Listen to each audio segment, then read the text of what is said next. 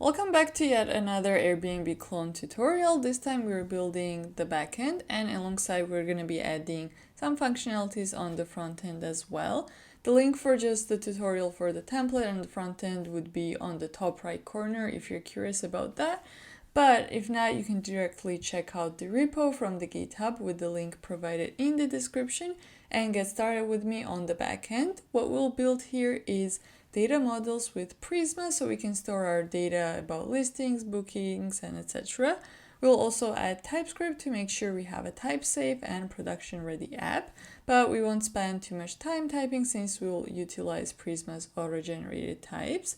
We'll use more Next.js features like, for example, server actions. We'll also implement authentication, image upload, and functionalities like booking a place or listing one and managing its schedule.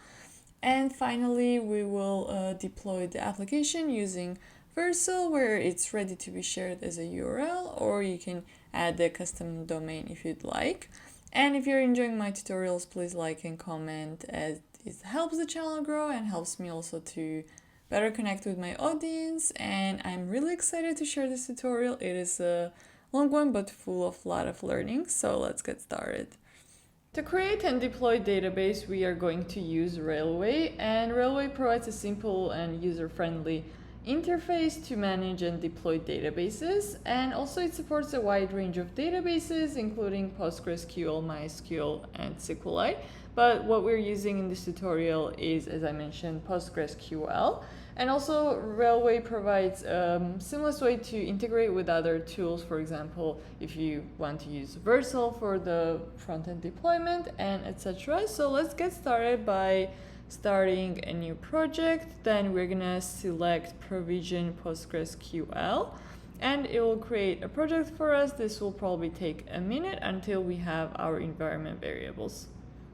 Once the project is created, we can click on it and then we can go to Connect tab in here and it will provide us a way to connect, like the secret keys.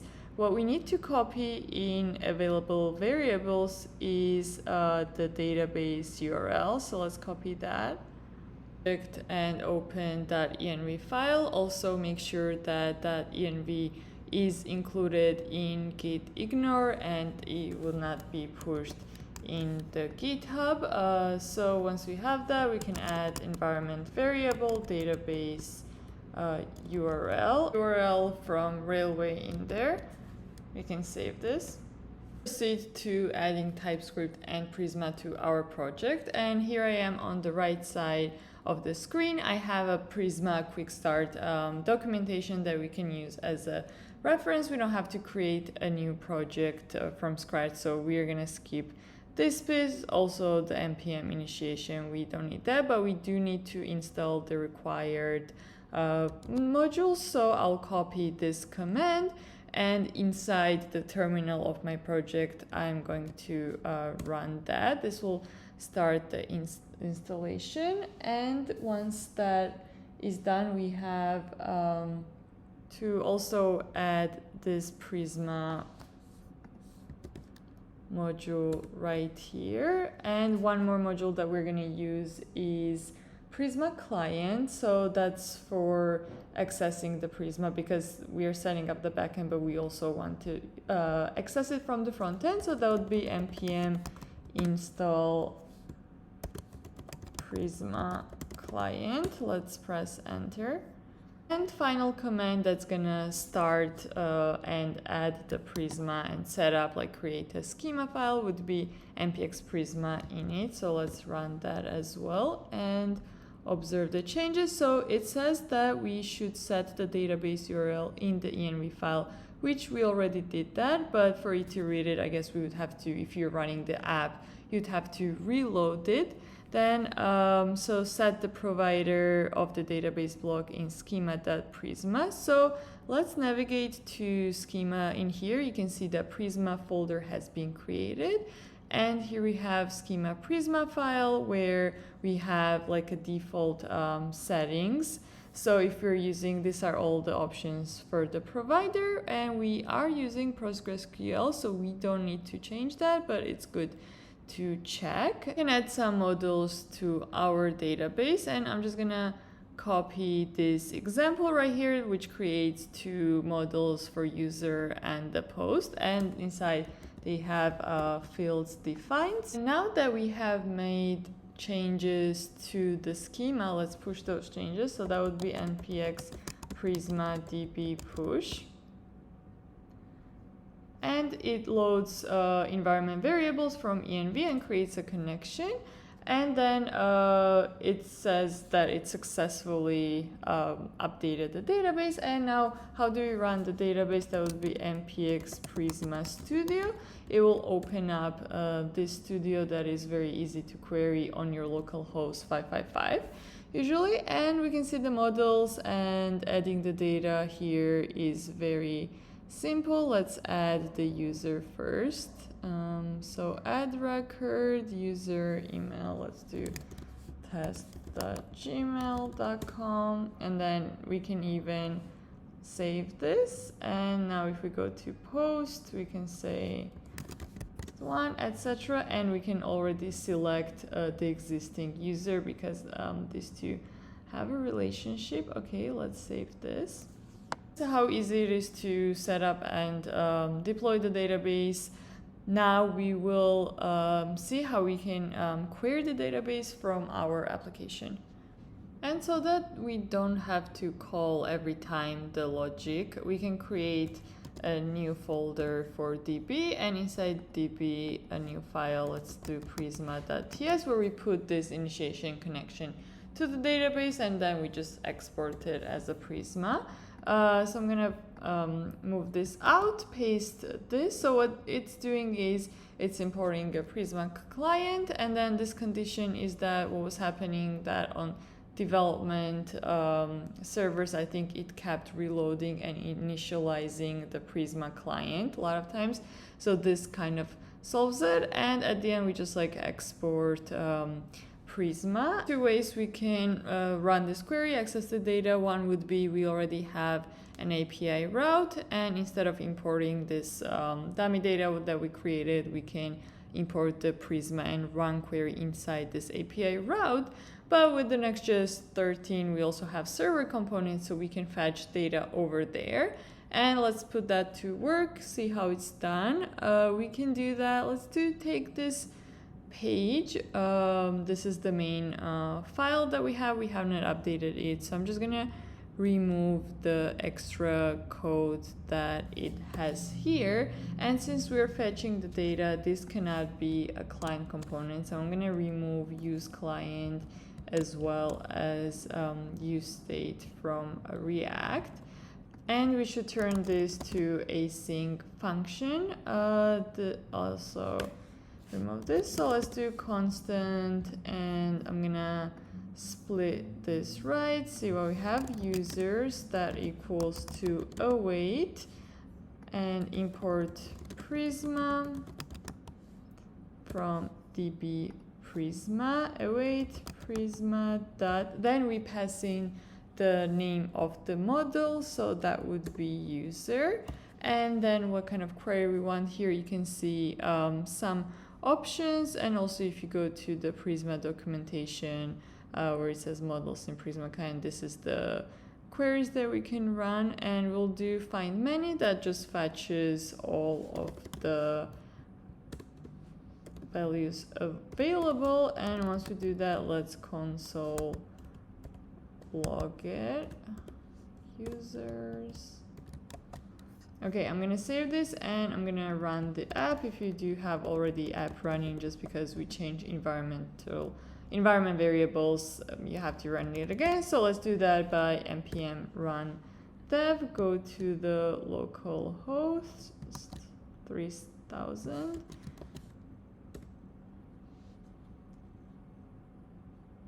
And well, the page is empty now, but let's see if it, okay, yeah, it returned. We only have one value right now, so it did return the array. Now let's update our schema so it accommodates the kind of data that we need. This was just an example setup. So we have user. I'm just gonna delete this post model. We don't need it anymore. And for post this one as well. And let's add a listing model. So if we take a look at the listings data JSON that we have here, we can see what fields we will be needing, and based on that I'm just gonna paste this in and see what's going on. So the way we define fields inside a model, let's do a deep dive in it. So we just give it a name, and then Prisma is a TypeScript friendly ORM, so that also like generates the types for you, Prisma client. And later on when we call the listing, we can also use the types from there. So that's why it's like a type safe, probably is the right word. So we pass in the types, and if something is also like required, we can make them just not pass the question mark. If it is optional, the type would end with the question mark. And we always need to have like one unique field, so it's good to mark something as an ID. And by default, we don't have to worry about like setting ID manually. It can auto increment itself when you create a listing. So the other fields are just like matching kind of what we have here. We have a title, that's string. Description is optional. This I added also published or not. This is Boolean, and by default, it's going to be false. Now, how do we create a relation in types in Prisma? So that's why this one is red, because relation is ways. So if, for example, listing has an owner, user can also have a listing or multiple. It could be many to many, many to one, etc. In this case, it's one to many. So we can have listings, and this would be of type of listing, and pass an array. That's simple as this. And we define relation by which field. So we store owner ID, which is unique ID of the user, and then we pass a reference. Reference defines which field from the other relation model itself we're gonna use, and this defines just the name in the current model. And we go on with the price. I defined it as a float. Integer is not gonna work because we might have like decimals. We need more than decimals, and by default I set that to 0. Also, for now I made location, image, and rating optional. So let's save this. Every time we update the schema, we have to push the changes. So npx prisma db push. Okay, so it's just giving a warning that it's about to delete the drop table, which we do want that. So let's pass in yes. And usually what I do is first I take a look at the Prisma Studio, make sure, okay, I'm gonna dismiss that, make sure the models are there, and then I try to run it from the app. So once that is generated, let's just reload this, and database is in sync. Okay, maybe I'm gonna restart. All right, now we are seeing the changes, and let's add a sample listing.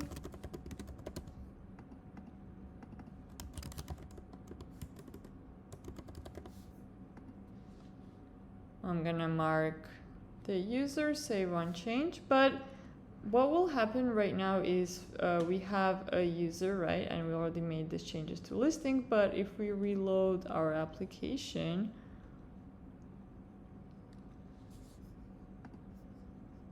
I'm gonna close this out. And let's say if we display users.map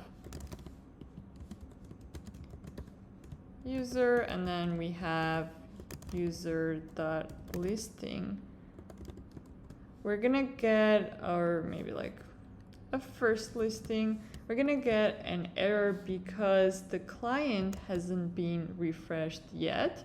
So it says it's undefined. And the way every time we make changes to the database, we push those changes, but we also need to tell the client that, hey, like models have been updated. And the way we do that is npx prisma generate. it looks like it did. Okay. So, and then it tells us that we can start using Prisma client in the code, and we already do have this definition that was for in here, but just because we ran it for the first time, it thinks we don't have it set up yet. And now what we can do is we can move forward and update the listings page that we have. So that would be inside search. So if we go to search right now,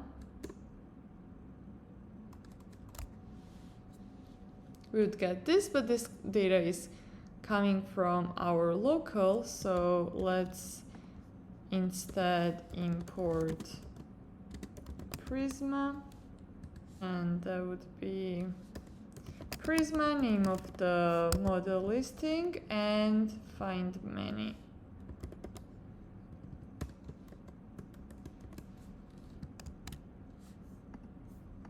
To JSON because it already returns an array of objects, so we can just pass result in here.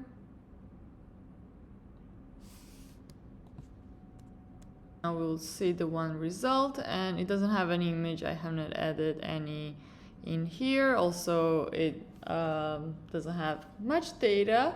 But what we can do is that we can take the data that we were using previously and we can put that into database. This is called seeding the database, and I'll show you guys how it's done in Prisma. First, I'm gonna delete this one record.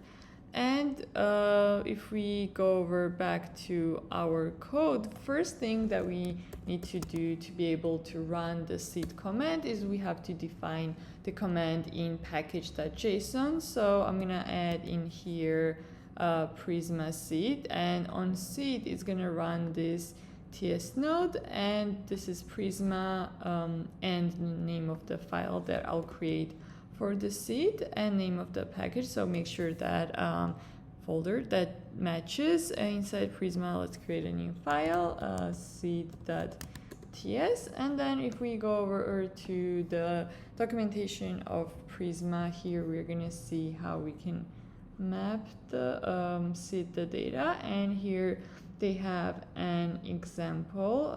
So let's just copy that and paste it in here. But we need to add in at the top import Prisma.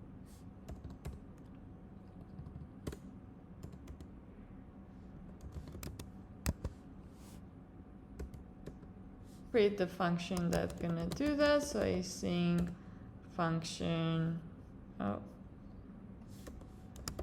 main, and it won't take any parameters.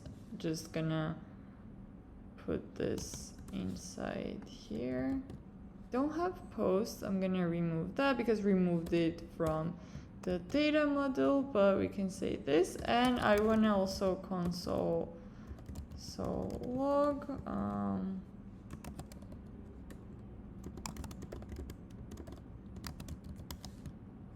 seed, and at the end, if we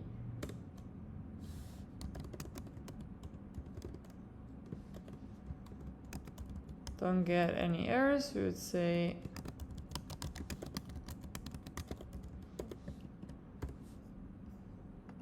and let's add a try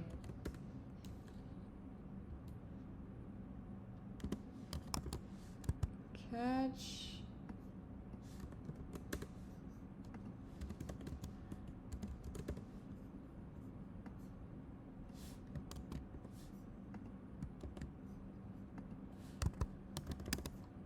And console log if there's any errors.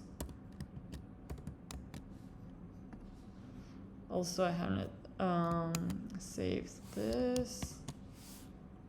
And actually, instead of the DB, since this is not in browser, we're gonna import Prisma from the Prisma client itself, and then inside here we're gonna set it up constant Prisma equals to new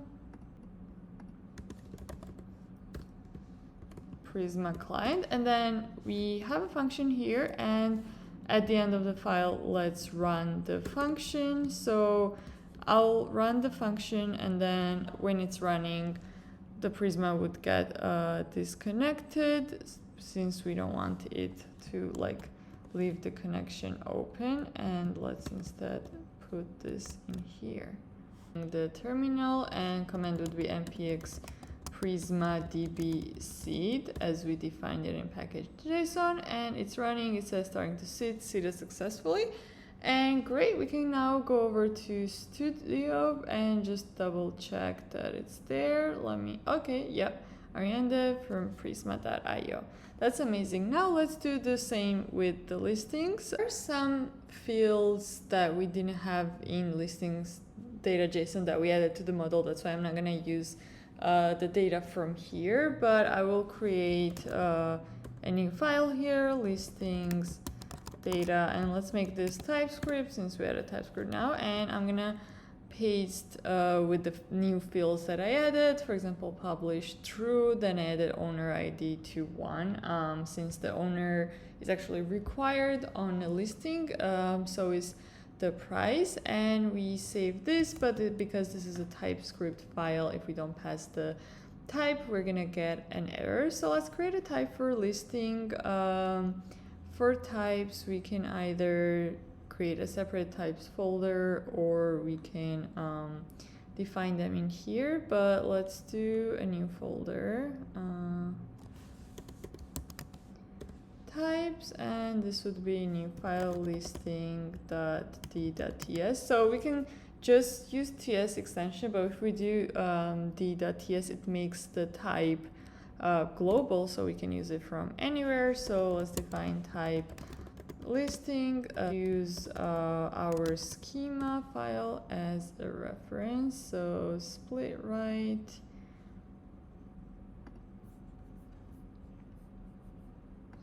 and kind of can take this here, and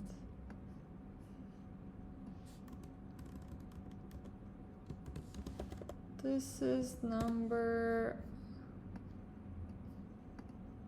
Actually, we can use this one as a reference. Instead, it would be easier. So let's do ID number. Title's gonna be string. Description also string. Same for this one.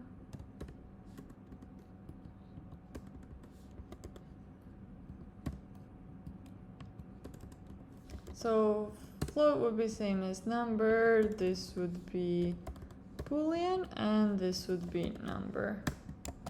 Okay, if we save this and inside listings data, we define this as a listing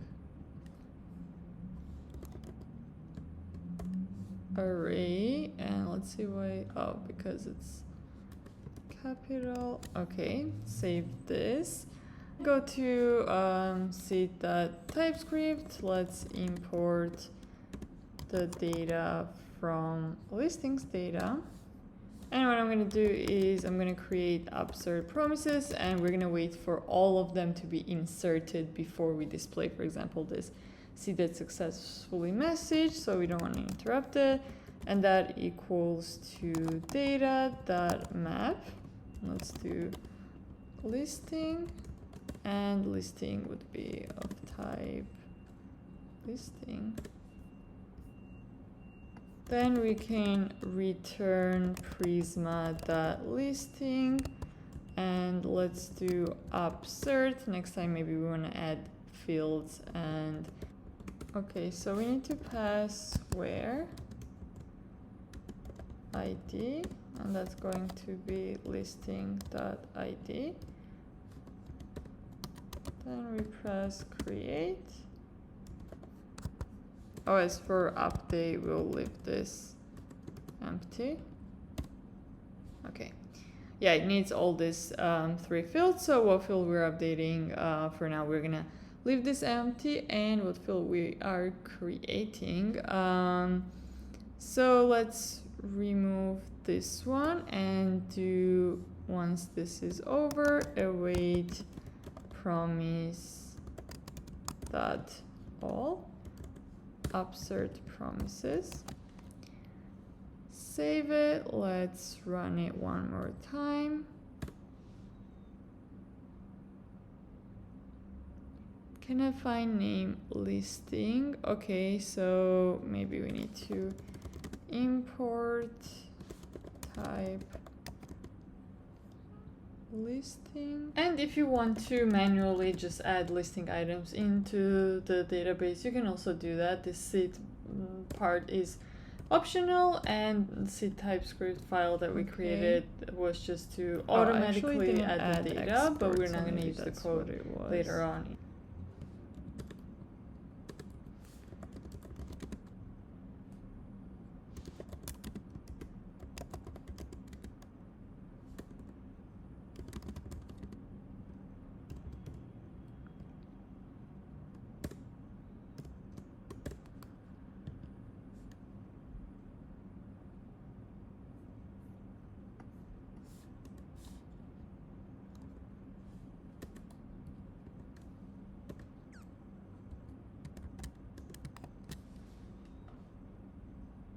But inside the components, we should have access to the type. This is just inside like Prisma, so these are like node files. Actually, we are not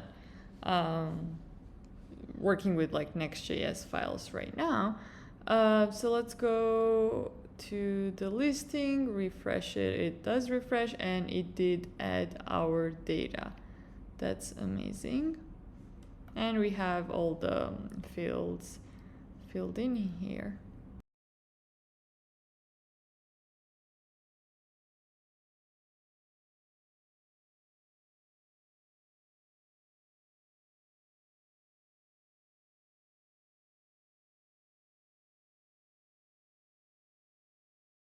In this part of the video, we will implement authentication, and we'll do that using Clerk.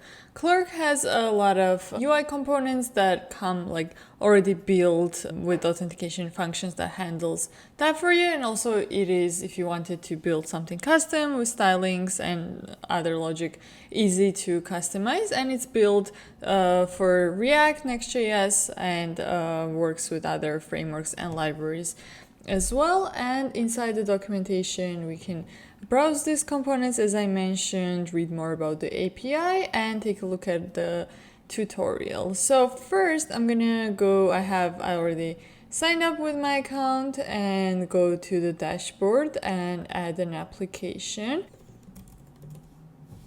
And Airbnb clone is what I will name the application.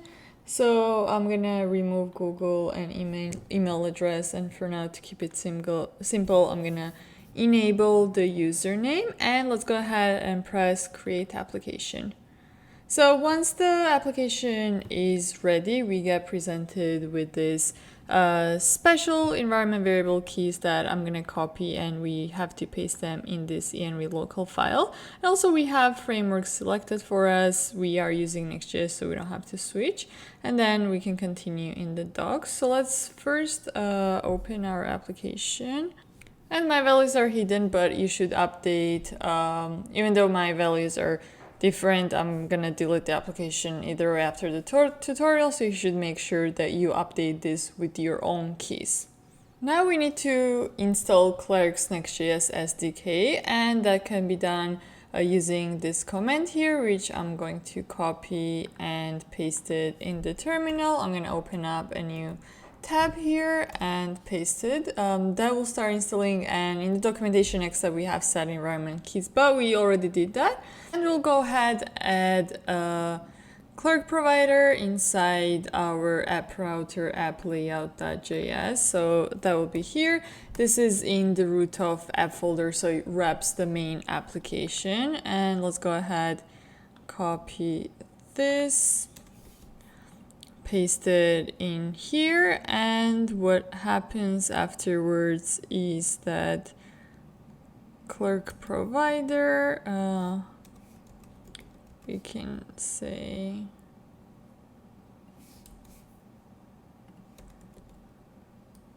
we need to indicate which pages are protected and which are not. And this happens inside middleware TypeScript that goes at the root folder of the application. So let's create a new file, name it middleware.ts,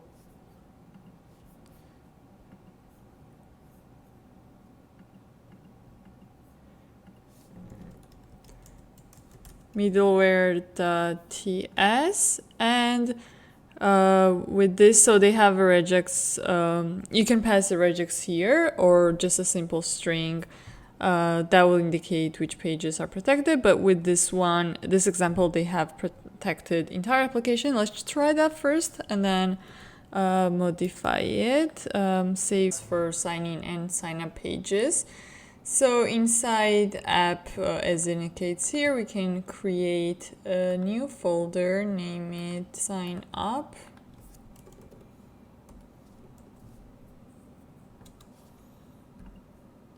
And inside we will create this dynamic folder that will take in sign up. Let's create a new file, page.tsx, and also we have that another one.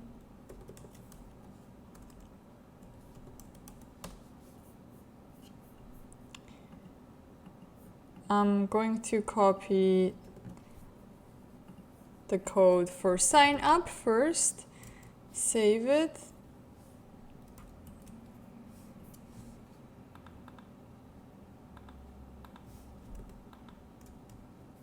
Paste the sign in page. Let's do, so that was for sign up. Let's do new folder, sign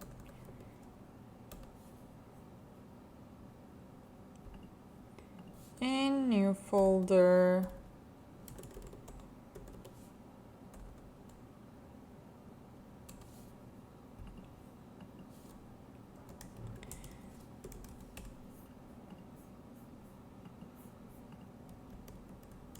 copy this one, and new file for index.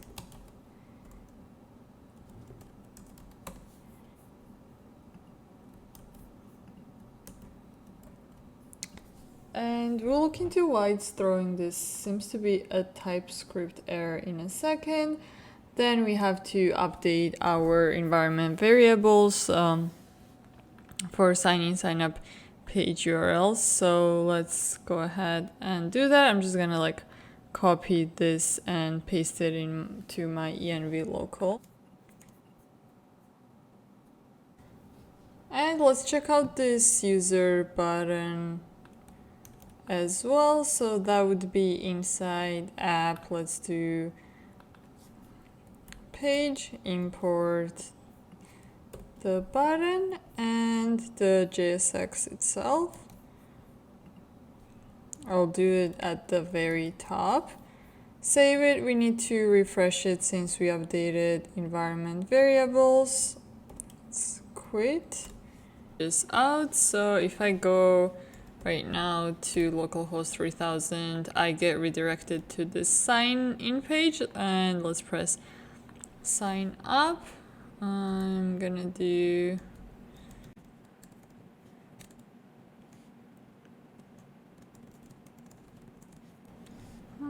press continue, and after verifying the code, it should confirm our account. And what error we're getting, can't resolve DB Prisma the auth, but where's this DB Prisma? Okay.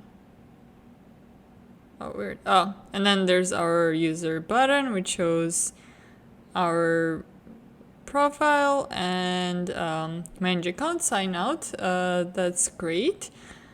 Now we're going to go ahead and update the appearance of our authentication pages so that it more matches our color palette, and appearance could be changed using this prop for Claire provider. And let's save it, see how that's changed. So yeah, the text became white. and the color primary is red. Now we can change this to our primary color, which is I believe this one.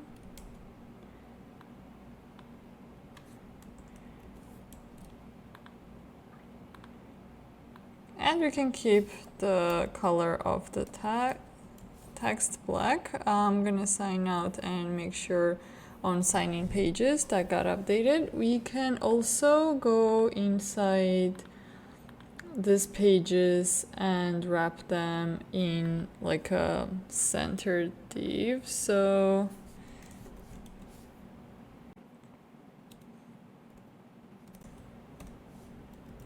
flex, justify, center, and that is sign in. We can also do margin top 8. Okay, and then I'm gonna copy this for the other pages as well.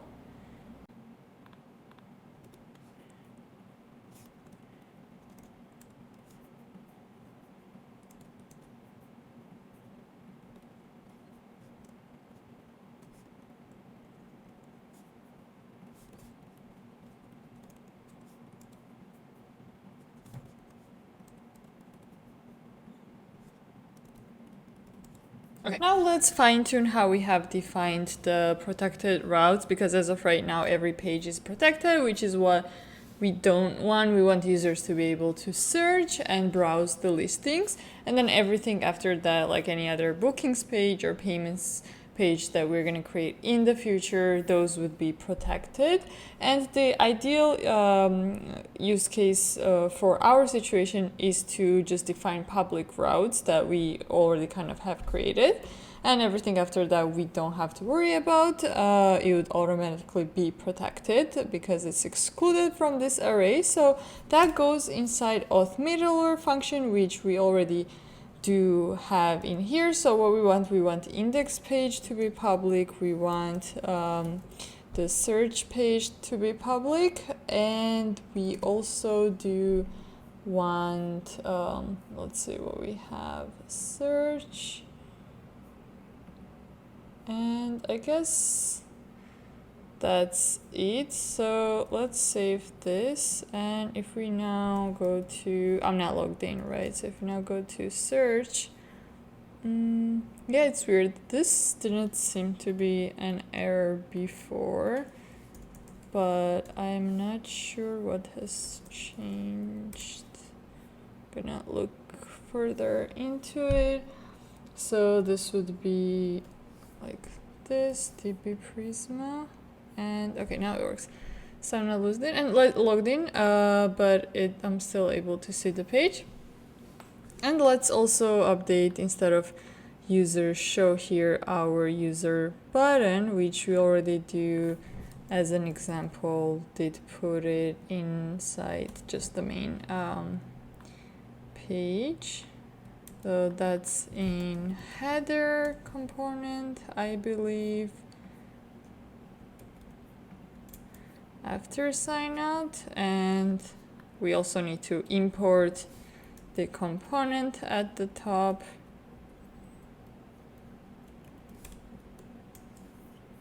Okay, let's,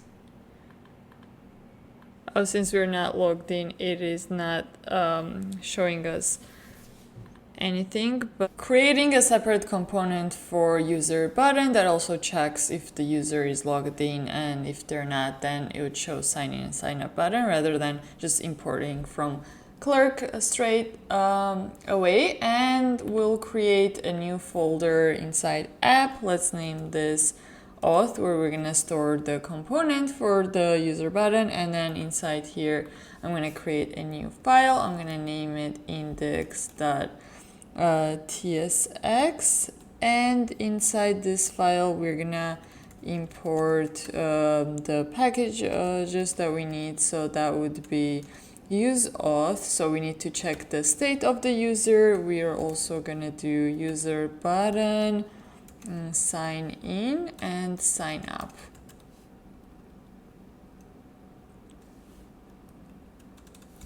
And let's create a component, export constant auth button. This would be, first we're gonna take in if is loaded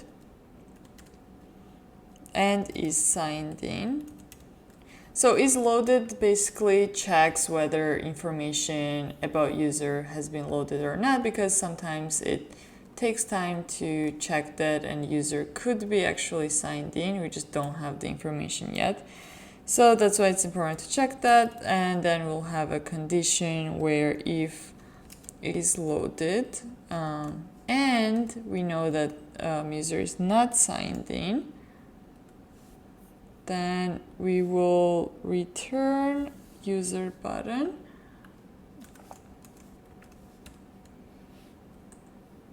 And let's do after sign out URL. That's what we had. It would be just going back to the index. So if it's not loaded, then we just display the loading state. So I'm just gonna say return loading. And finally, let's return sign up and sign in buttons. So first one will have sign up button and we'll pass mode to redirect. So it's gonna take us to the sign up page, and then inside here we'll create a button that says sign up.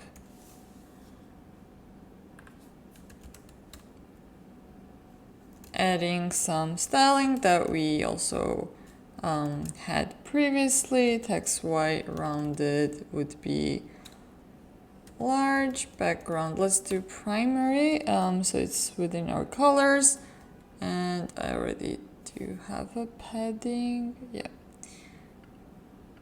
I can copy this and change it, but for sign in instead.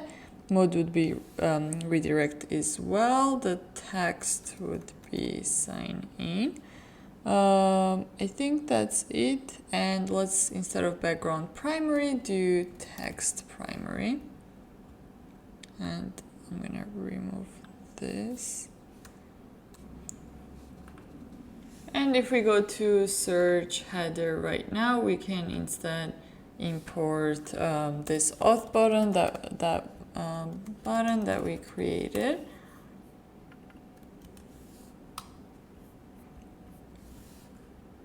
And we will replace wherever we have user icon classes. So let's paste that in.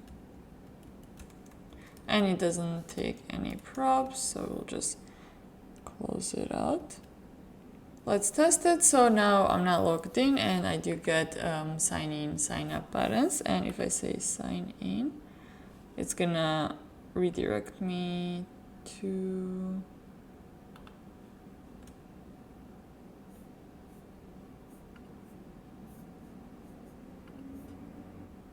it should show me is signed in if I'm logged in, so let's remove this. And now if we navigate back to our application, I by the way updated the images just in the database, so that's why you're seeing different images now. We should see the button here since I am already logged in. Alright, now that since we are inside the header for the search page, let's add here another button. This would be for Airbnb in your home, like Airbnb has, so that when users click, they can post their apartments, homes as an Airbnb and accept booking. So that would just be a button above the user icon classes. So let's go ahead and add that. And class names, I'm gonna make this a little bit more gray, add some padding. We have a flex. Let's center it. Margin would be 2, and let's add a background on hover. That would be slate 200. And let's do rounded full. Airbnb, your home.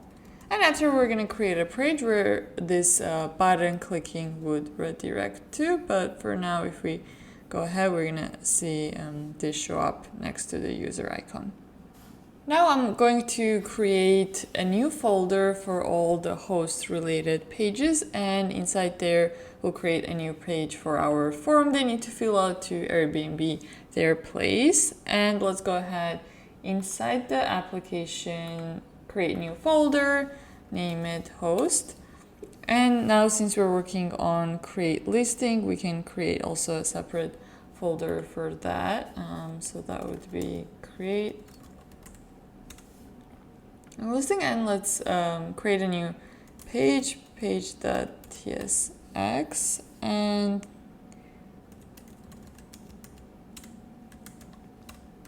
basic component for the page that would return. Let's just add a header that says create booking. And then after, in this page, we're going to add a form. But before we do that, if we navigate right now to this page, which is going to be host, create listing, it doesn't have the header that we had added on the other pages because that header belongs to search, and neither do we want to have like a search header as well, because that's just for the users who are looking for a place. So we can create something more basic for this one, which would just include like a logo and then user profile on the right. So let's do that. And then this could be shared amongst other host related pages. For example, not only create listing, but view listings that we're going to add later on. And to be able to do that, we can create a layout file inside the host. So that's going to be new file, layout.tsx, and in here we will export default function, search layout. So layouts always should be export default, and then we take in the children as a props, and let's type that in. That would be React node.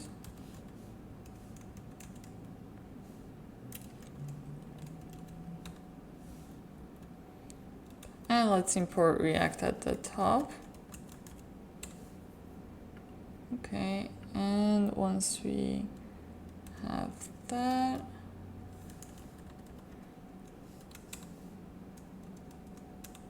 so this is where we're gonna add the header, but we have not created yet. So I'm just gonna do the classes for the children first. So that's gonna be relative, tops,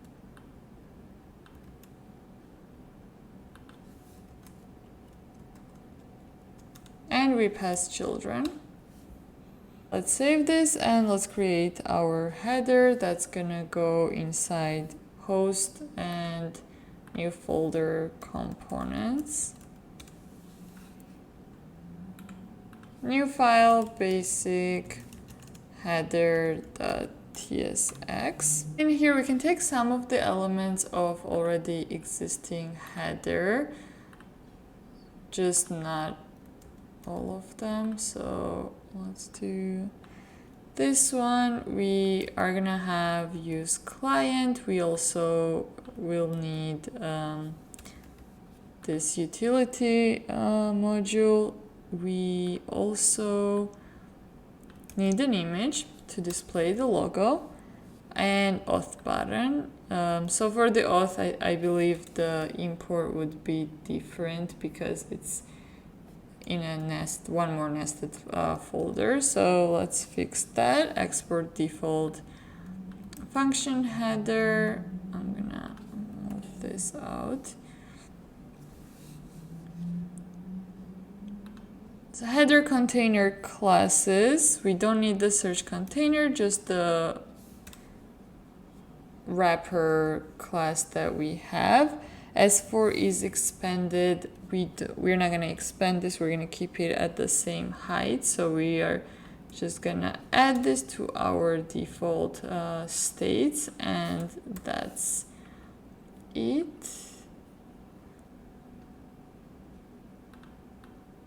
Let's also copy user icon classes because that's the wrapper around our auth button. And once again, we don't need is expanded, just copy for the items center.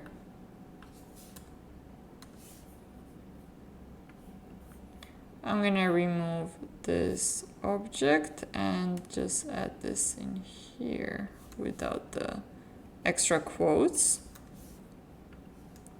And let's return, close out this component, and we'll have header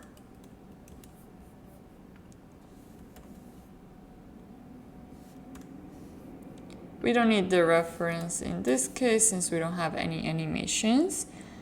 And inside also header container classes. Close out the div.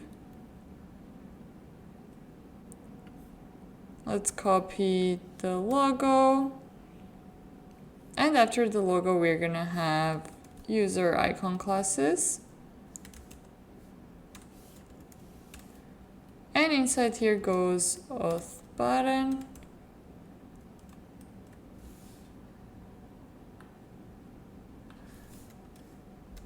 Let's format, save it, and let's import into the layout.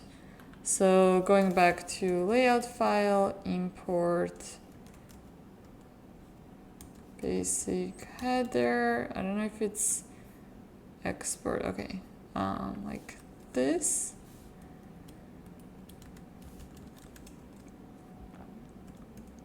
Components, basic header. Oh, it's export default. Okay. Never mind then. I'm just gonna add this in here.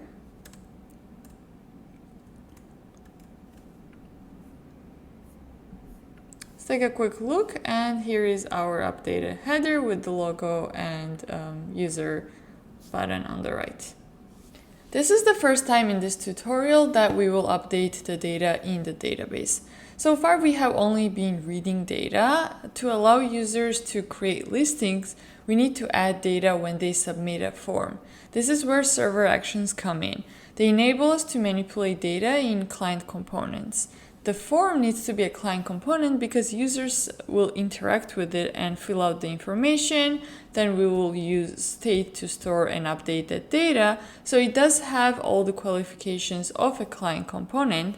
However, when user submits the form, we will need to interact with the server and run the function on the server. At the time of making this video, server actions are still in alpha feature. To use them, we need to enable them, and let's add these lines to our next config.js. That way we would be able to utilize this feature. So I'm gonna update next config.js and replace it with experimental flag, and inside here we turn on server actions true. We save this and we rerun the application. Now we are navigating to create listing page, and we'll start creating the form. First, I'll show how to create a server action. So the server action is just like is a function, and it could be async since we have to interact with the function. Then we pass in the name. That would be, for example, submit listing. As a parameters, it takes in form data because we need to read what has user entered, and the type of this form data is form data, so that would be with a capital. And the flag that marks it as a server component is use server. And there's like actually two ways of doing creating server actions. One way is just inside the client component, which is our page .tsx, and then marking it as a server, or we can create a separate actions folder and then import it into a client component. I'll show another one later on in the example, but for this case we can just write that inside the page. And what we can do other kind of manipulations. For example, we would need to submit the listing, we would need to get the user ID. So that would be import auth from clerk next.js. And if we go to their documentations, which I already did, we would see that the way you fetch like auth ID on server component compared to client component is different. So I'm gonna do in here the way we do for server component, which would be user ID that equals to auth, and then we get user ID. Now I'll show how we can create the form and pass this server action to the form. So we can do form after the title, and this would be action. So it has a prop action, and then this is where the function goes in. We will also do method equals to post. Start creating fields inside it, because if we submit right now, we would let's do from data. This would be empty because nothing is entered. So to create fields, let's do a div with a label and an input. So type of this would be text.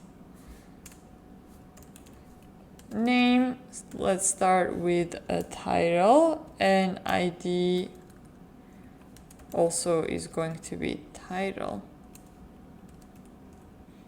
For the label, we have to mark which input this label is for. That's how we do HTML4. And title, we're gonna say title. No, not the element, just the text. And before we add any other fields, we can add a button.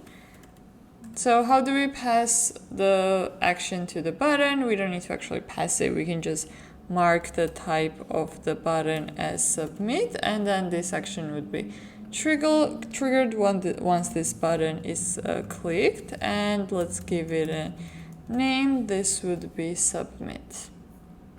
Now, how do we access a title inside the field? To access the fields, we can do constant title, and this would be a function. So on the form data, we use .get, and we pass in the name like we passed in here. That would be title, and we console log it for now before we use it to create a new listing. Let's save this.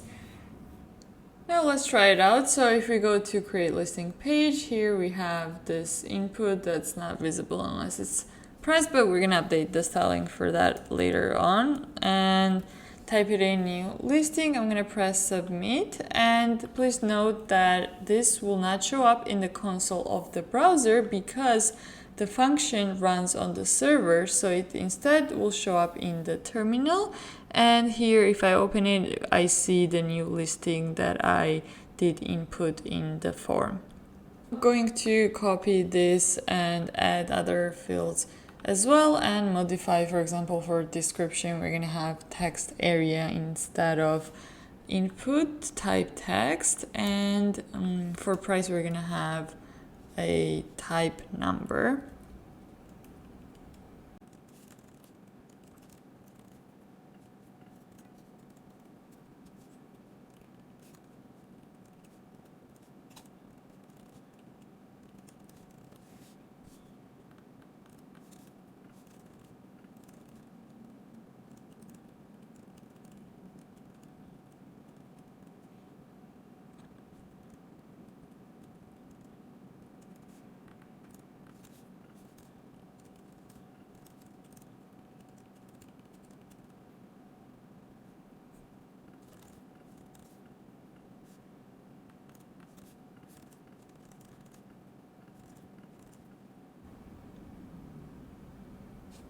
Now we should have access to all the other fields that we added inside our function, and we can continue creating new variables so we can use it later on.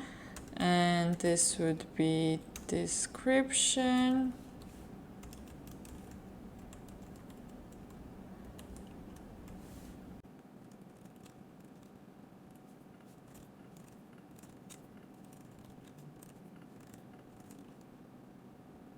And for the form fields, one more thing I'm going to do is that we can directly update which field is required into this form. That way users won't even be able to submit unless they fill out the form. And to have a good idea of which fields should be required, we can take a look into the model listing that we have. And inside here, for example, description is optional, but title as well as the price is required. So based on that, I'm going to go ahead and add required field in here, and it's very simple to update that. And what else is for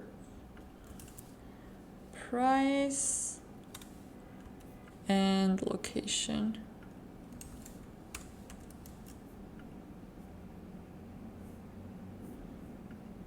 If we try to submit now, we would get this notice to fill out the field. And now we need to create a new listing out of this information and add it to the database. In this case, we would use the Prisma function, and the query that we're gonna need is create. So first let's import the Prisma at the top. Prisma from DB Prisma, and then we would have a constant create listing that equals to await prisma dot listing dot create. The only thing is that so here, and when we do create, we pass in the data and then we pass in like a new object. But the only issue would be that if we just pass in title, for example, then we need description and etc., we might get a TypeScript error because the types that come in from form data are of type form data entry value. So it's either file or string, and what we need to do is pass in the string. So if we do as string, then this kind of error is gonna go away. And even though we defined price as the type of the number, since this is an HTML element, it still reads by default. It's not TypeScript related, it just reads it as a string. So we would have to take this string and then later on convert inside here. So price would be parse int price, and this, let's continue updating this one's location image. And finally, we are also required to add an owner ID based on the schema here. And because we don't actually utilize users table, since we're letting clerk handle the users, and the user IDs that we have in clerk is of type string, so what I'm gonna do here is I'm gonna comment out this relationship and turn this into a string. Then we should run one more time npx prisma db push. And once these changes have been updated, we can pass in as an owner ID would be user ID that we get here from clerk next.js. Let's save this. And for now, just console log it, make sure that it is working.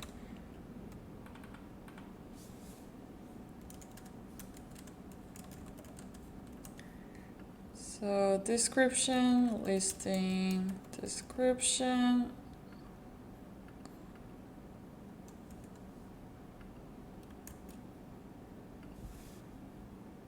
let's submit. And if we open the terminal, we should get the create listing object that has been added to our database. I'm going to add some styling for the labels and the input, and I will copy and paste like the same styling for all the labels and inputs, all the fields of this form.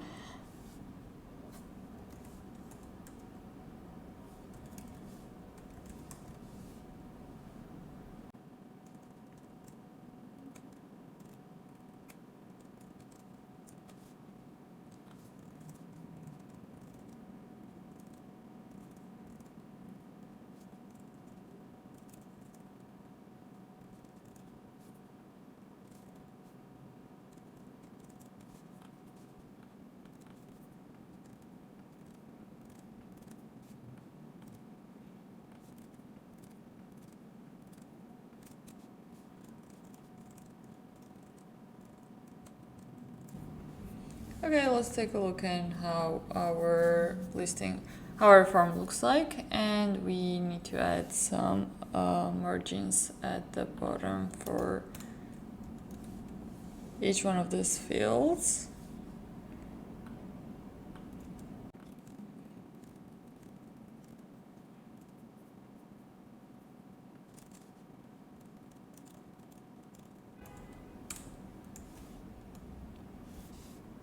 Alright, now we do want the form to clear and give user indication that the listing was created successfully. So for that, what we will do is that we will check if create listing gets returned, and if it does, we can use this redirect from Next.js navigation and let's not from here, let's import redirect from Next navigation.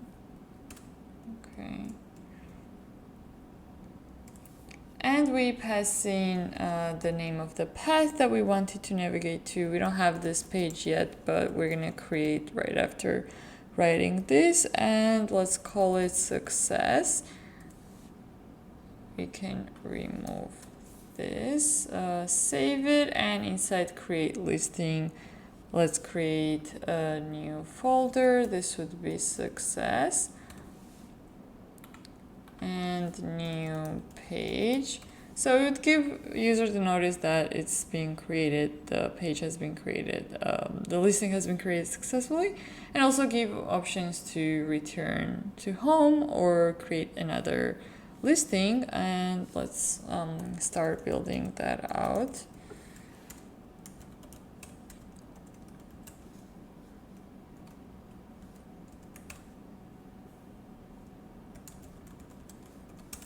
Page, then we have a div header, your listing has been published.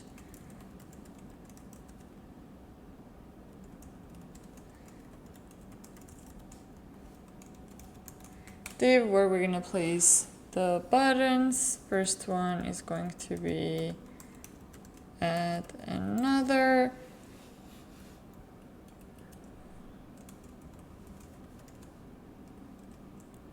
Second would be browse your listings, and href, we don't have this page yet, but we'll save that for later. Let's at the top import link from next link, and let's also add an icon for like a check mark to show at the top, and that would be check circle icon from Hero Icons React 24 outline. This could go in above the header, check circle icon, class name, width, and then height. Text green 600. So let's add another div here and make it a flex and wrap this elements. Actually, let me open this to the side so we can see.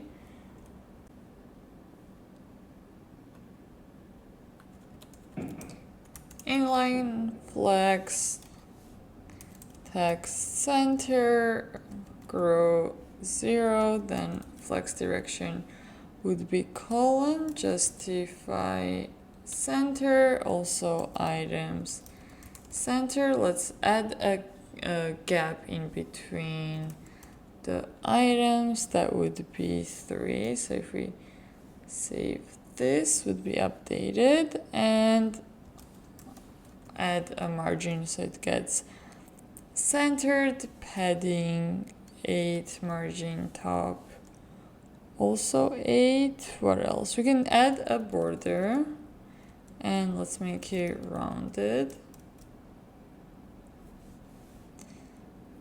Okay, and then if we do class name text center, this should get centered. Class name, margin bottom, text.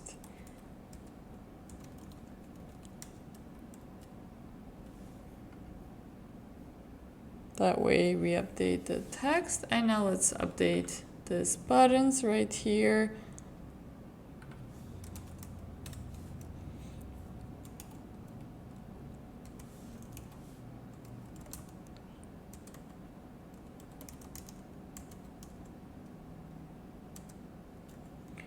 Background primary and some padding.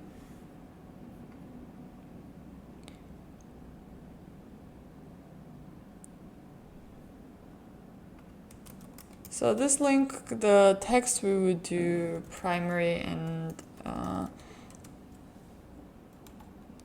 some padding, margin top 2.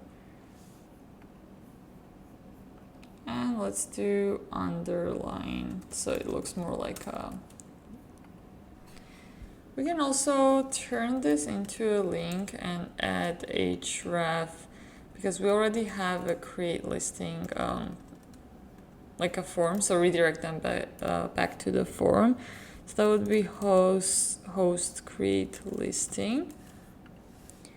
Save that, and also update this host your Airbnb that we have on the search page, so that also redirects into create listing from the search. This one, and I'm gonna just copy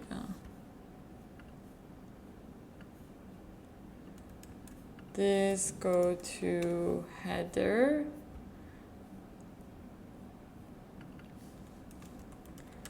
to link equals to, link is not defined, we need to import that.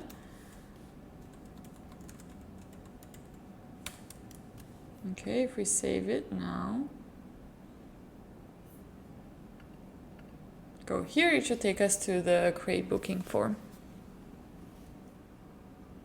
Now let's create a listings page where user is able to review all the listings they have for their apartment, and they are able also to click on the listing and edit them.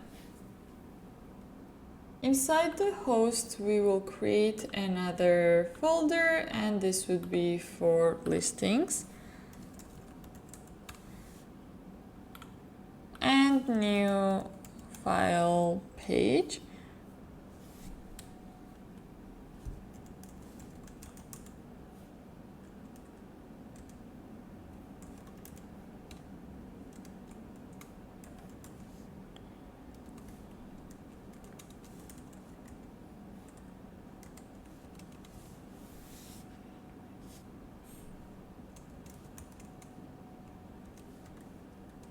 This page would be a basic component. It does not have to be a client because we will only list the links. We won't have any like interactive UI on this one, and we would have to first import the link from Next.js to create links, and then we have to import Prisma because this is where we need to fetch the listings data from Prisma.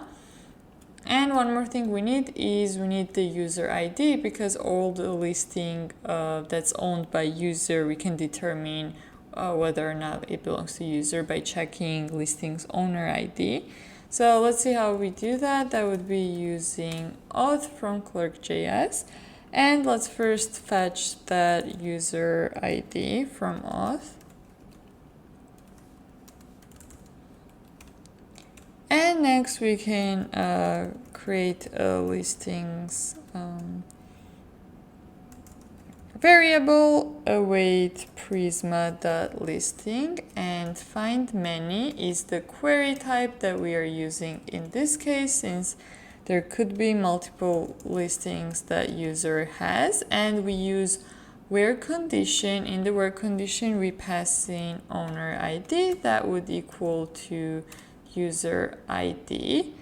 And also let's make this page async function so we don't get an error. Okay, and then once we get the listings we can fetch them in here. So listings map,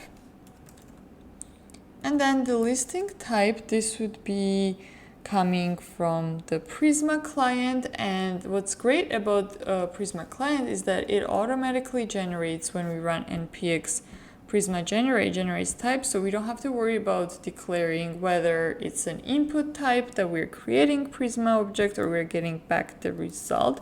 We can just utilize their types, and I'm going to show you right now how that's possible. So we do Prisma dot, and then here you can see like the list of types that are available, but we don't need to go through the list.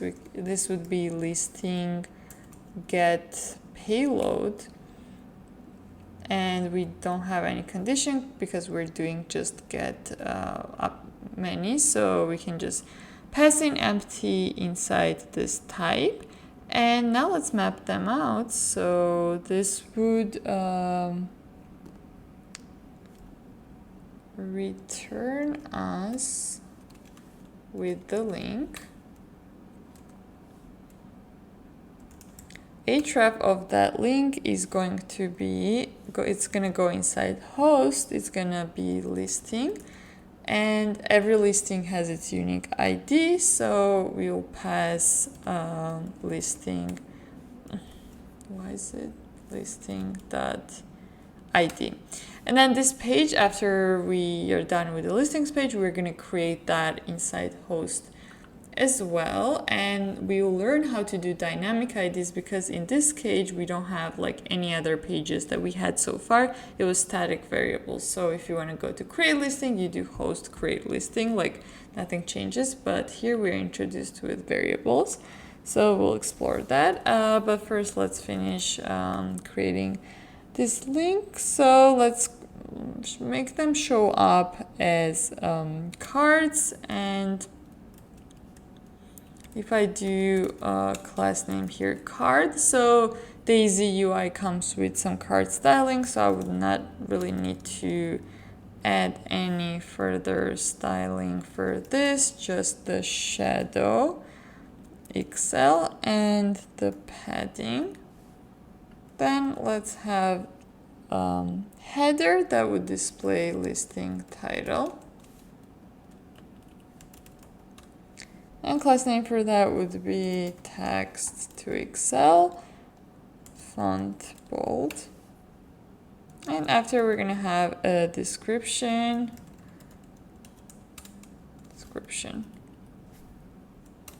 Class name text gray 500.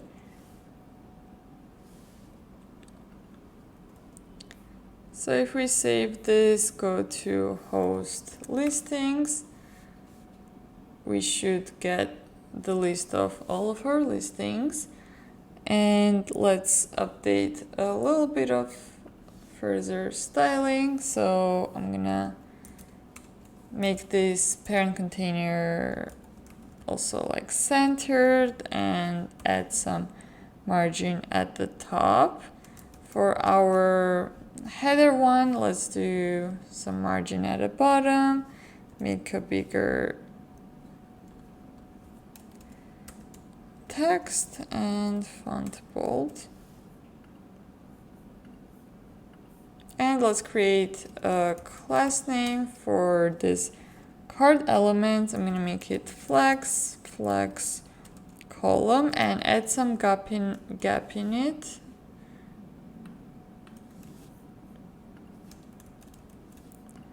Save this, that looks better. And do we need anything else? I think that's it. All right, now moving on to creating the listing page itself, which would be per listing, individual pages, and user would be able to edit them. We will add a listing ID, so inside of host, and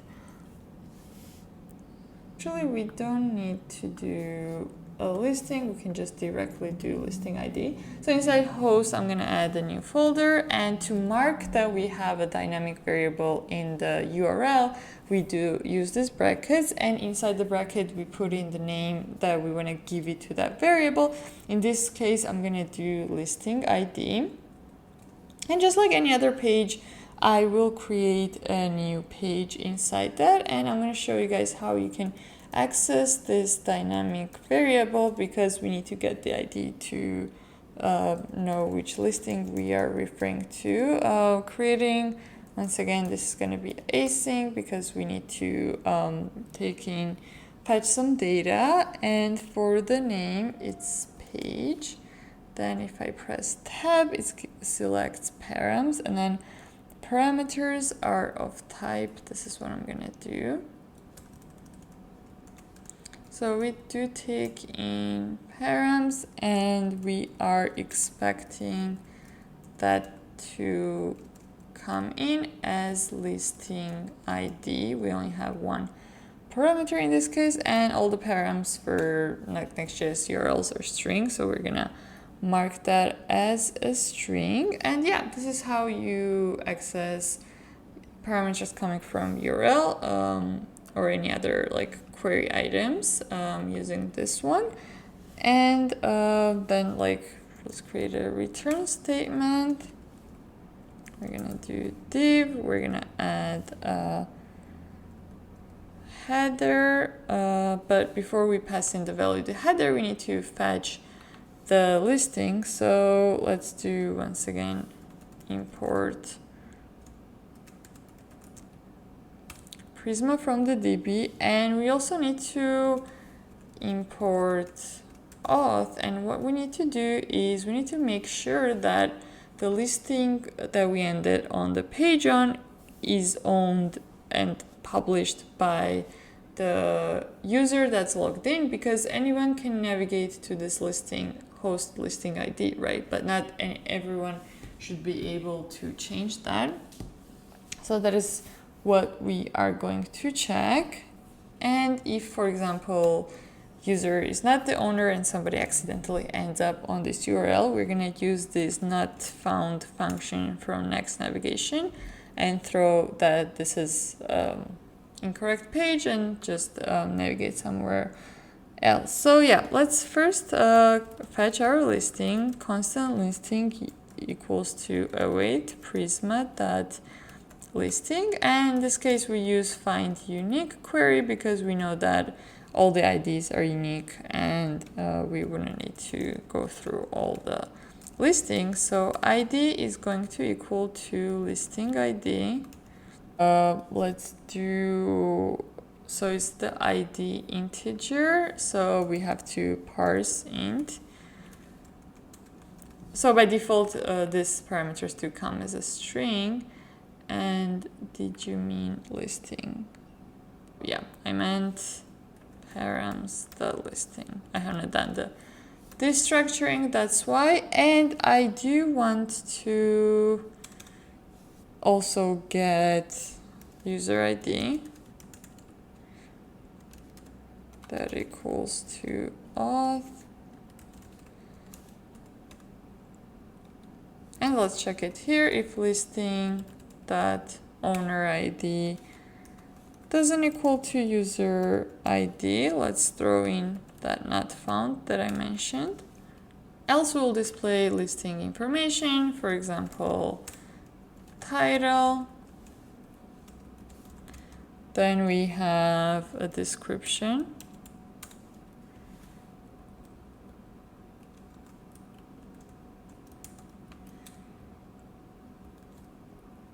Price. Let's open this to the side, and we're not done with this page, but let's see how it's looking so far. So this is one of the listings that I have, and yeah, it took us to the dynamic URL, and this is how it's displaying the information so far. Let's add some icons, for example, for the ratings and for the location. I'm gonna import star icon. So star icon, we do actually have it from solid, and another one is going to be map pin icon. Now below the price, if listing does have a rating,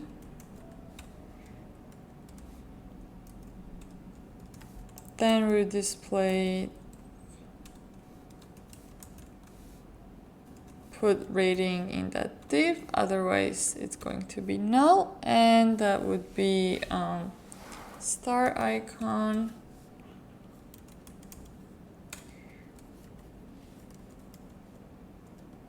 some width and height, and text gray 800, margin right would be 1. Then we would add the span to actually show the number of the icons.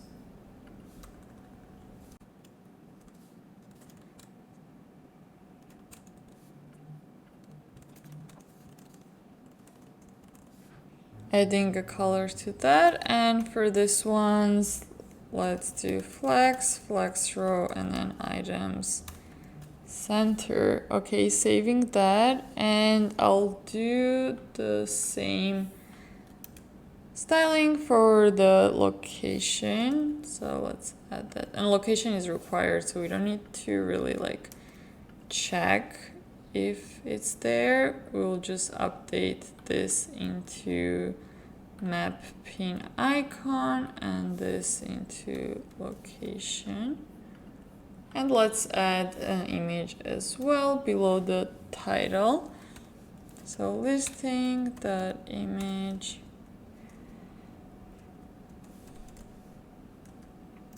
Source equals to listing image. Alt text would be listing that title. And then class name, we're gonna do full width, height equals to 48, object cover, and rounded corners. No image display null.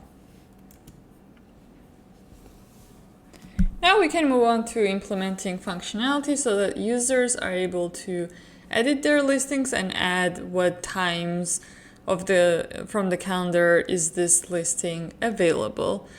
So for that, first we have to look into the backend because we don't really have a model that supports this date times or availabilities of the listing. We just have the listing itself, and what we want to also enable is multiple availabilities. So for example, it could be a first week of August and also last week of August. So it has to be an array. And once we create this new model to support that, then we're going to write queries and add a calendar here. So these queries are able, and mutations, not the queries. So mutations, once user marks their availabilities, is able to save that to the database. And once the calendar loads, also we should show their previously saved availabilities. Okay, without further ado, let's get started. I'm gonna name the module availability. I don't know why this is, okay, marked, because we don't have ID yet.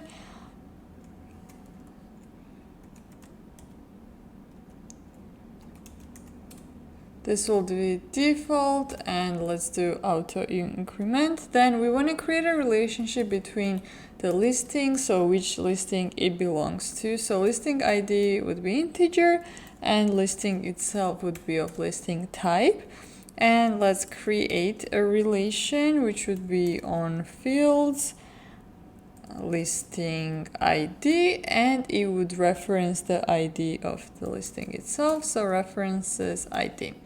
Okay, now that we have that, we can add inside the listing availabilities. And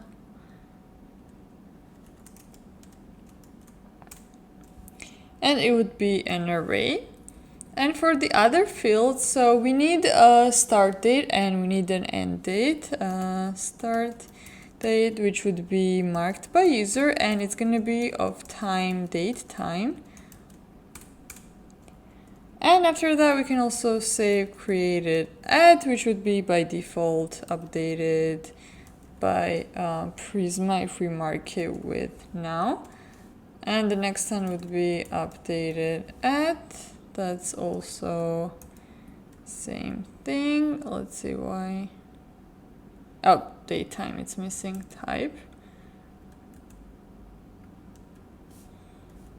Okay, and when I save that, it auto formats it because I have this extension installed. It's called, so Prisma, it's by Prisma, and you can add it to your VS Code, and then in the settings you can add Prisma on save to whenever it's a Prisma code that it should use this extension for your formatter so that it knows how to format. Okay, and once we have that, we can run Prisma DB push to the database. Now that we are using TypeScript, we would need to install this types package for React date range. So the name is add types React date range. Press enter.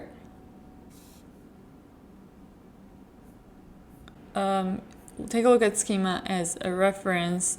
Every listing should have an availability, and by default, since we haven't added to any of the records, this availabilities array should be empty for all the listings. But if we, on this page where we have the edit listing, if we decide to console log the listing, we would see that the availabilities are not coming in. And why would that be? Let's reload the page, and then this query would kick in, and we would see no field for the availability, but it did get updated in Prisma. That is because availability is a relation, so technically it's a nested field, and it refers to another model, another table, if you say so. So when we either do find unique or find query, we grab the listing. It by default, Prisma does not include this like nested relationships or references. So we have to indicate that. And the way we indicate is by the keyword include. So inside the query, you can add include, and it would contain a name of the field. In this case, it's availabilities, and we set that to true. Now, if we save this, rerun this query and open the terminal, see that availabilities are here. It's just an empty array. Now we do need this array, and we want to map out the existing availabilities. So let's not do that inside the page and create a separate component that would take in that information. So for the component, I'm gonna inside listing ID, because that's what it's related to, create a new folder, name it components. And for the name of the component, I'm gonna do calendar.tsx. let's create a new function.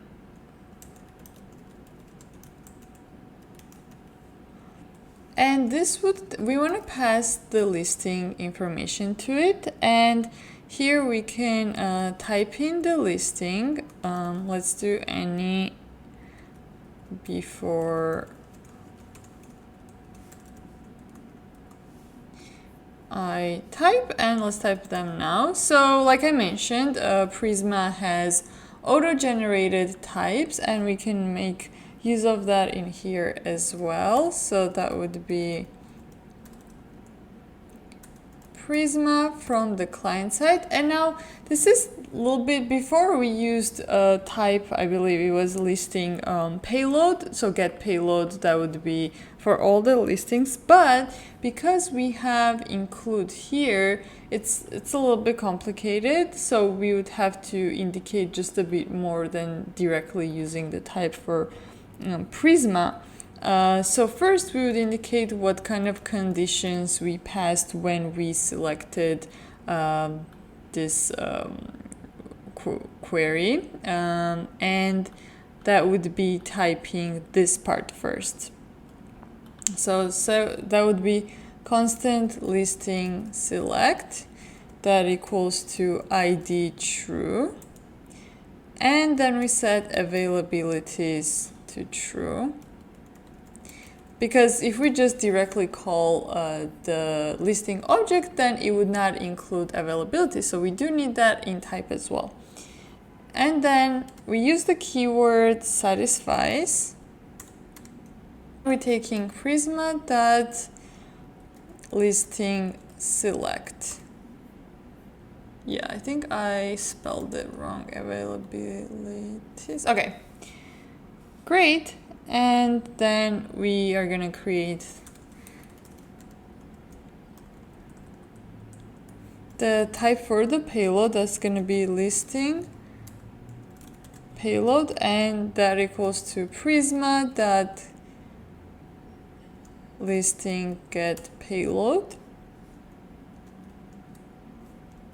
And select, what we passed as a select was type of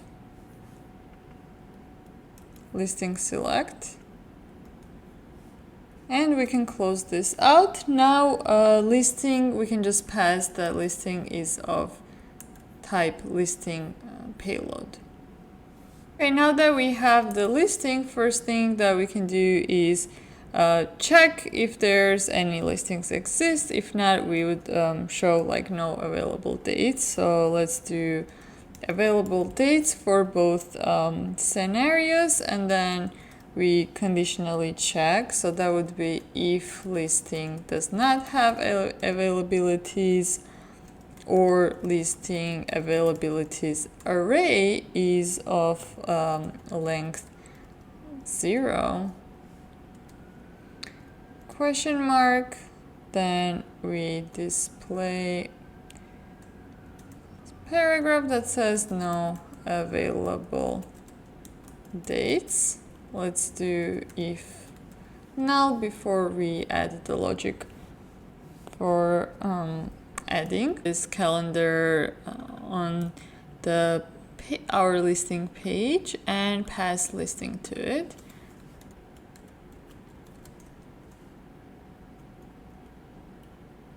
Components, not in the same, they're in the same folder. Calendar. And listing equals to listing. Okay, let's save this. And we do get that there's no available dates.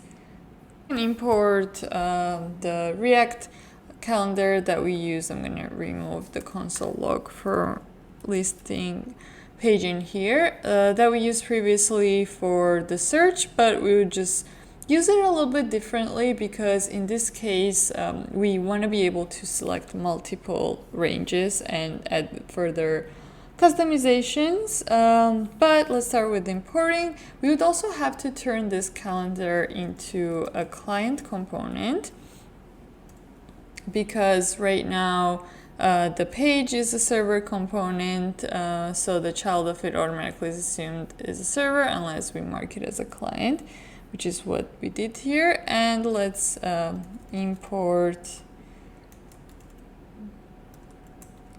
date range picker from React date range. And we have to import the styles that's coming from React date range documentation. So the styles that they have defined for the calendar shows up on our component. And I think that's, oh, one more thing we have to import is the range. That we have to import is the type range, which when we'll define the data later on, we're gonna use it. Now to start creating a date range picker, let's do that instead of the null.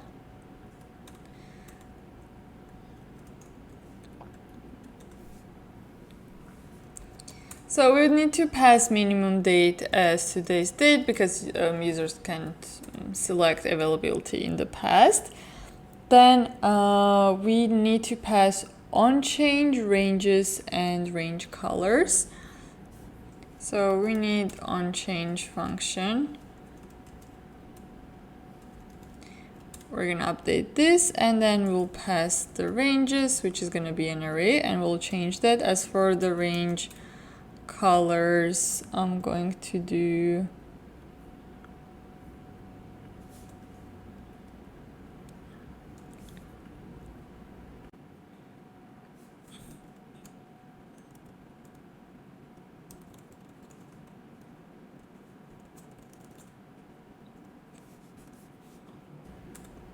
so this is going to be a default date range that I'm going to use, and I'm going to only let up to 3 selections available, and it could always be added more in the future. And I'll arbitrarily, if the user hasn't selected any dates, I would arbitrarily start with from today, like 1 day for selection, from today 4 to 8 days, and add days as in starting today. We're gonna add 8 days and 10 days. And this add days function is coming from date FNS. It's one of the functions that React date range is also using. That's why I decided to use it, and it should already be installed into our repository, but if it is not installed, then we can always run npm install date fns, but since it's a dependency, it should already be there.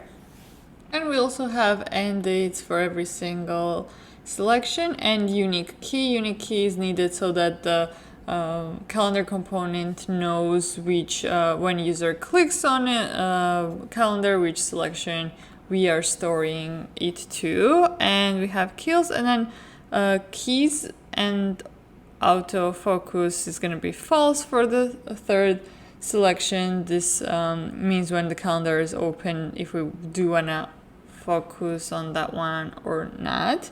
And we would need this state as well to store once user starts updating. So for that, I'm going to import use state from React and create a new state. So that would be inside our component. Let's do after default range constant state set state.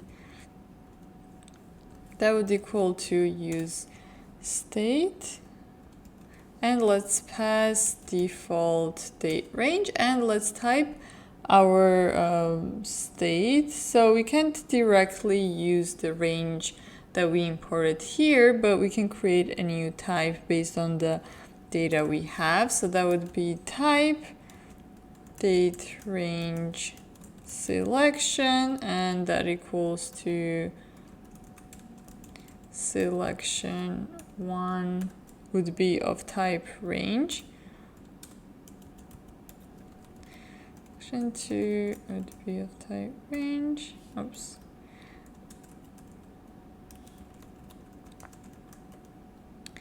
Same for this one as well, and if you would like to learn more about it, I got actually this example from React Date Range documentation. They have examples with codes, and one of the example is code with multiple ranges. So you can, if you want to further customize it or understand more in details, you can take a look at that. And we take in our new type and we paste it in here. Looks like is missing type. So what are we missing? Selection 2. Oh, selection 3.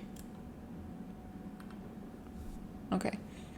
So now let's pass our new states to the ranges. So that would be state, selection 1, state, selection 2, and the third one. And on change, instead of this, we're gonna take in the item.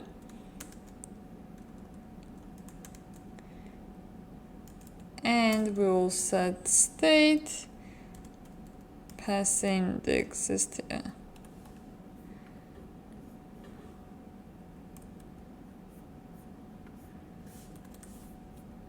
Always keeps importing stuff at the top. Existing state and then the item. Let's save this and see it in action. So we don't have any available dates, but we can show this regardless. Comment out so we are able to see the date range picker. And now the selected dates are only selected by default. This is not coming from the user data, but I just want to show you guys, and we should test it out if it works. So we have 3 different kinds of selections, and you can also see at the top as I select here, it matches the dates at the top.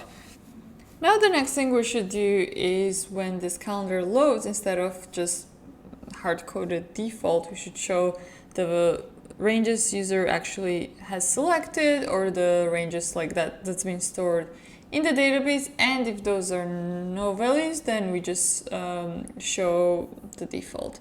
So we already do have access to the listing.availabilities, and instead of default range date range here, we can first check if there's anything coming in the data. So let's create a new console. I'm gonna name it initial date range, and that equals to, we'll check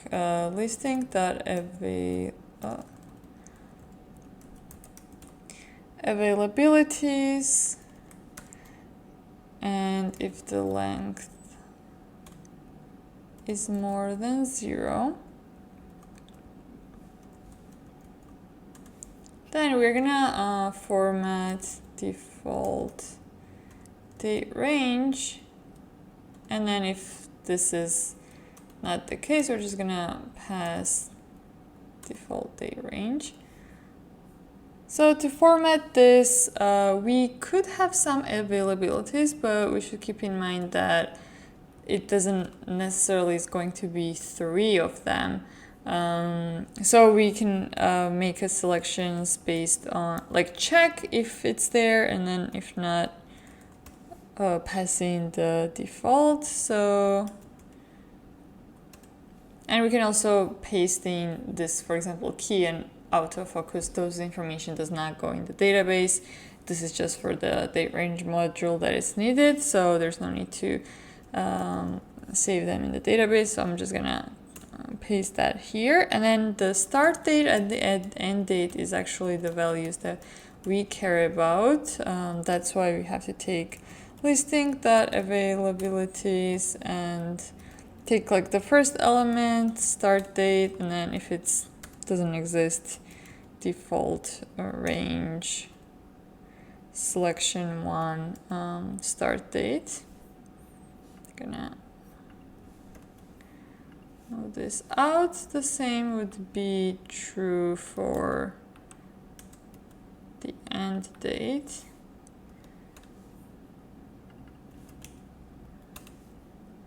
I'm going to copy and paste and do the same for selection 2 and selection 3. Now let's, instead of default date range, pass initial date range to our state.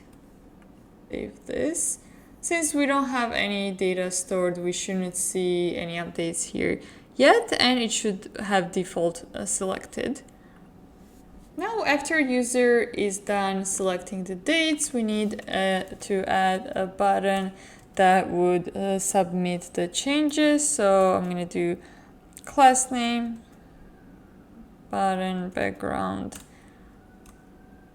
primary, and I will label this as save changes.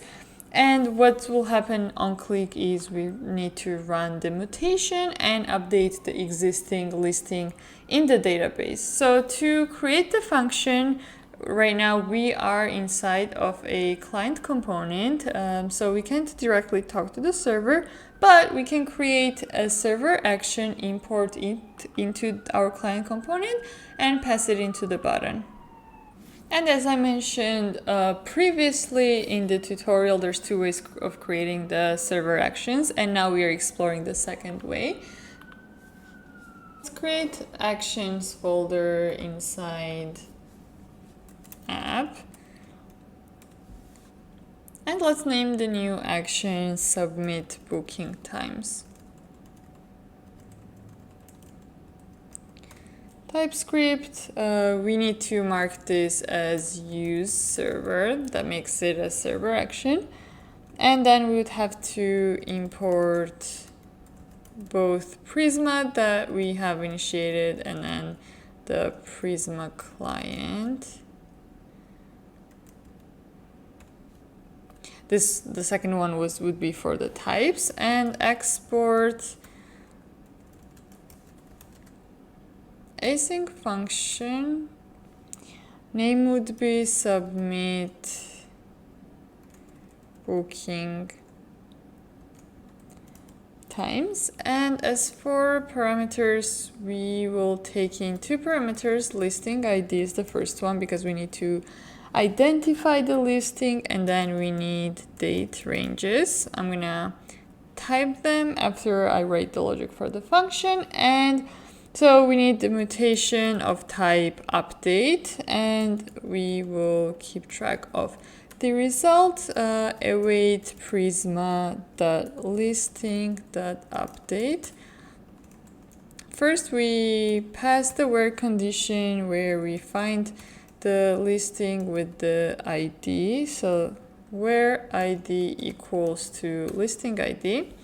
And I'm getting arguments because I have not typed them. Errors because I have not typed them. So let's do that now then.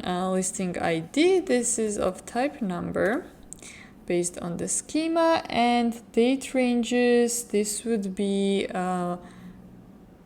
so for the availabilities, once we are creating the listing, the availabilities that we pass, and we don't have to, that's a good thing about Prisma mutations, that we don't have to separately create like availability item and link afterwards to the listing. We can just update the listing and then create the availability. I'm going to show you guys how. And the type for that would take in is Prisma, then we take listing update input is what we need, but then update input includes, it could be any of those fields. So if we want to be more specific, we pass in which field we want nested and also what kind of action we want to take, because we're not updating availabilities, we're creating them. And yes, so that would be the type. And the where condition, also I'm getting error because now we need to pass what kind of data we're updating.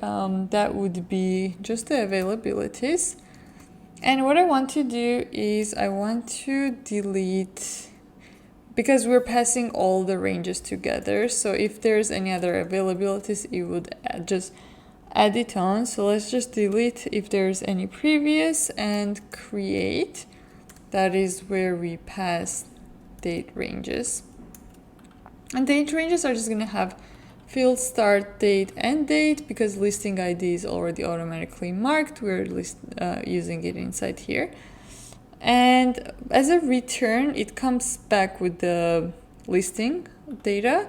And we also want to just to make sure include the data regarding availability, so we can check that it has been really updated. So I'm going to save that as true, and let's just console log for now. Result. I'm gonna save this and import inside calendar.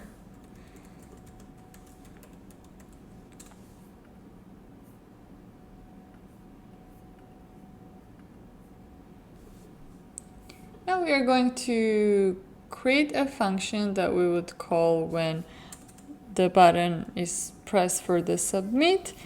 And that would, because we need to format the date ranges, we can't just select the items with like in this format. That's why I'm creating also a function in the client side, but the client side function can just call server action. So let's see how. Handle submit changes that equals to, we're taking the constant date ranges, and that equals to object.values state. Then we map, we pass in the range, and we return start date as range.start date. So just object with two fields that I mentioned that we would need to create this availability. And end date range dot end date. Once this is ready, we call our function action and pass listing.id first, and then date ranges. We copy this and do on click. I'm going to uncomment this, and actually I will display date range picker, and I'll move this in here. So if we have dates available, let's just display it now, and then we can map it out dates available. So let's test it out. Now if we click the button, it should handle add the changes and submit booking times to the database.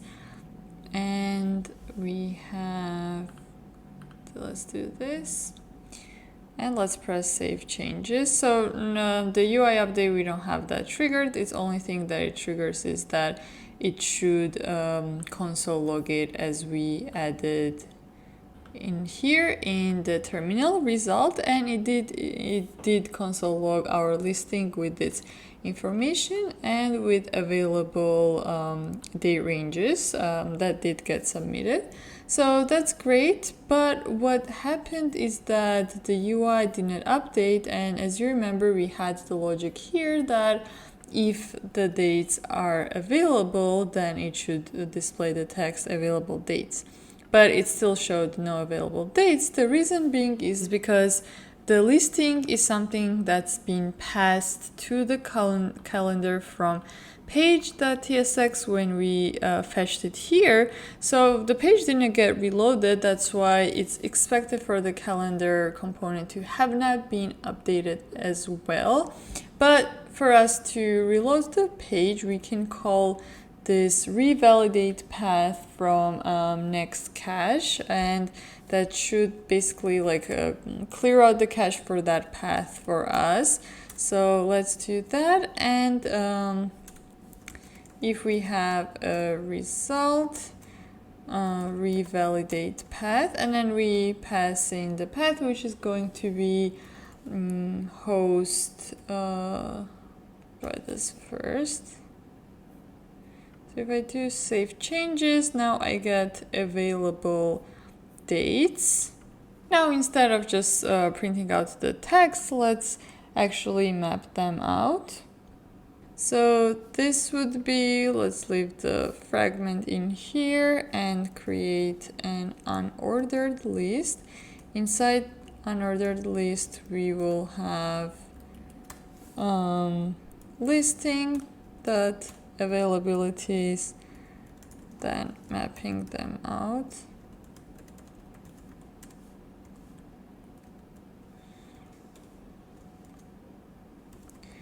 List item key, that should be unique, so I'm going to do availability.id.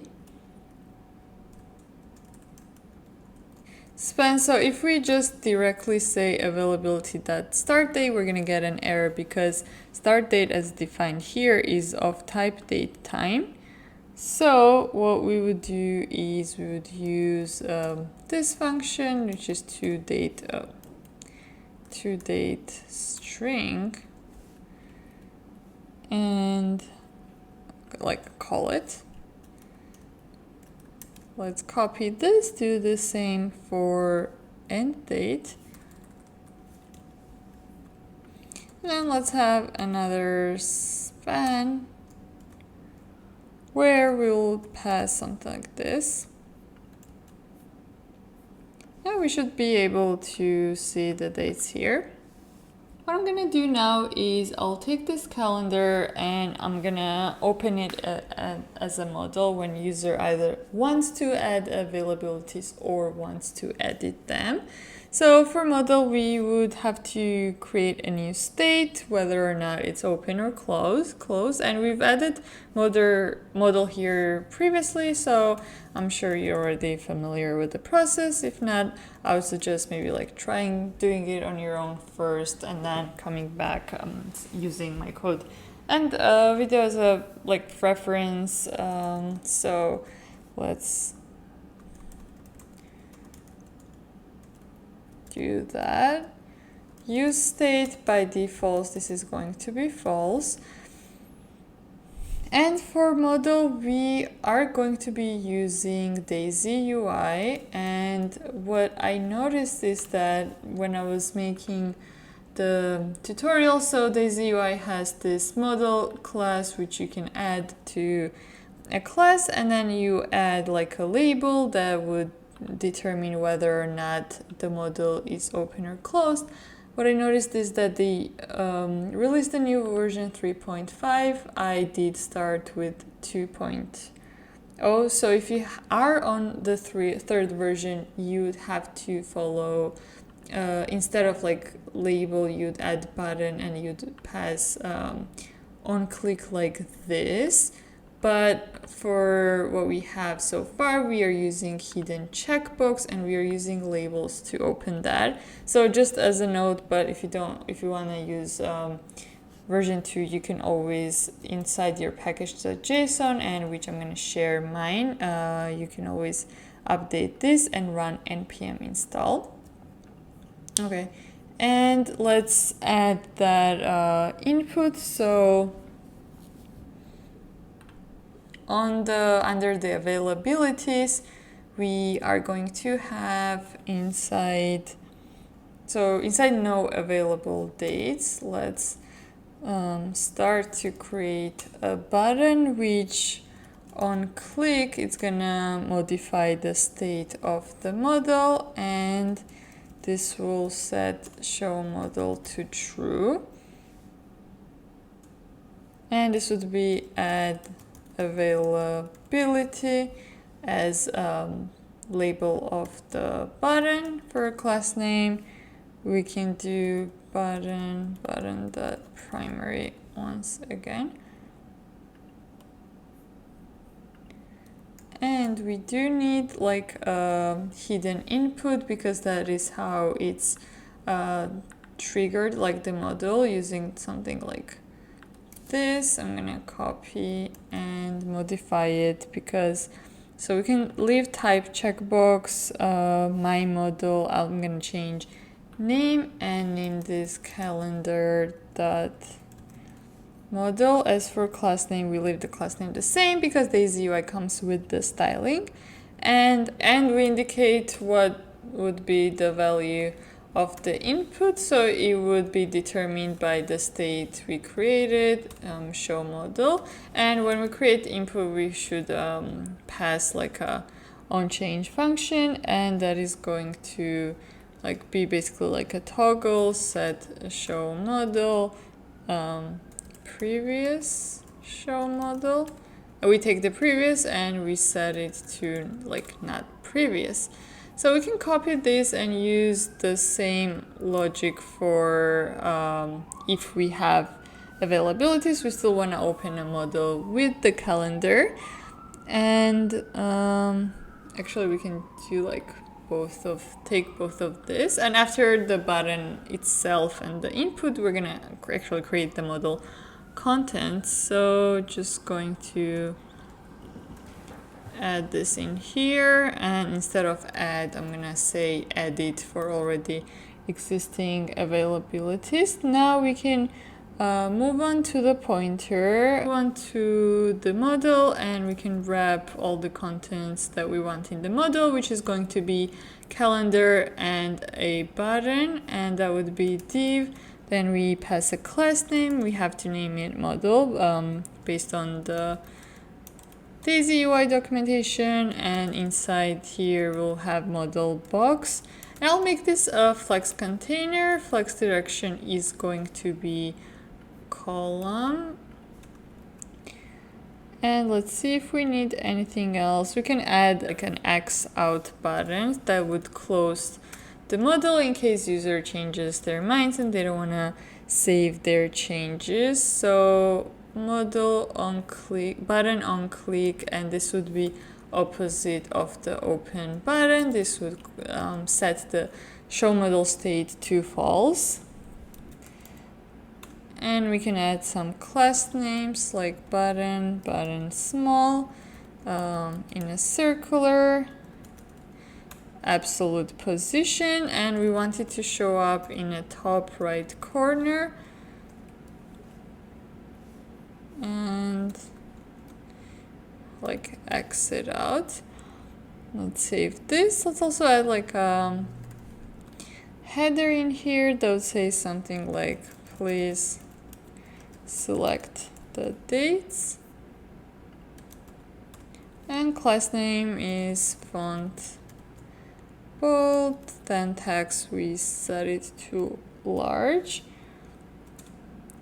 And also it's good to have a disclaimer that users only can, because I have set selection up to 3, that they can only select that amount.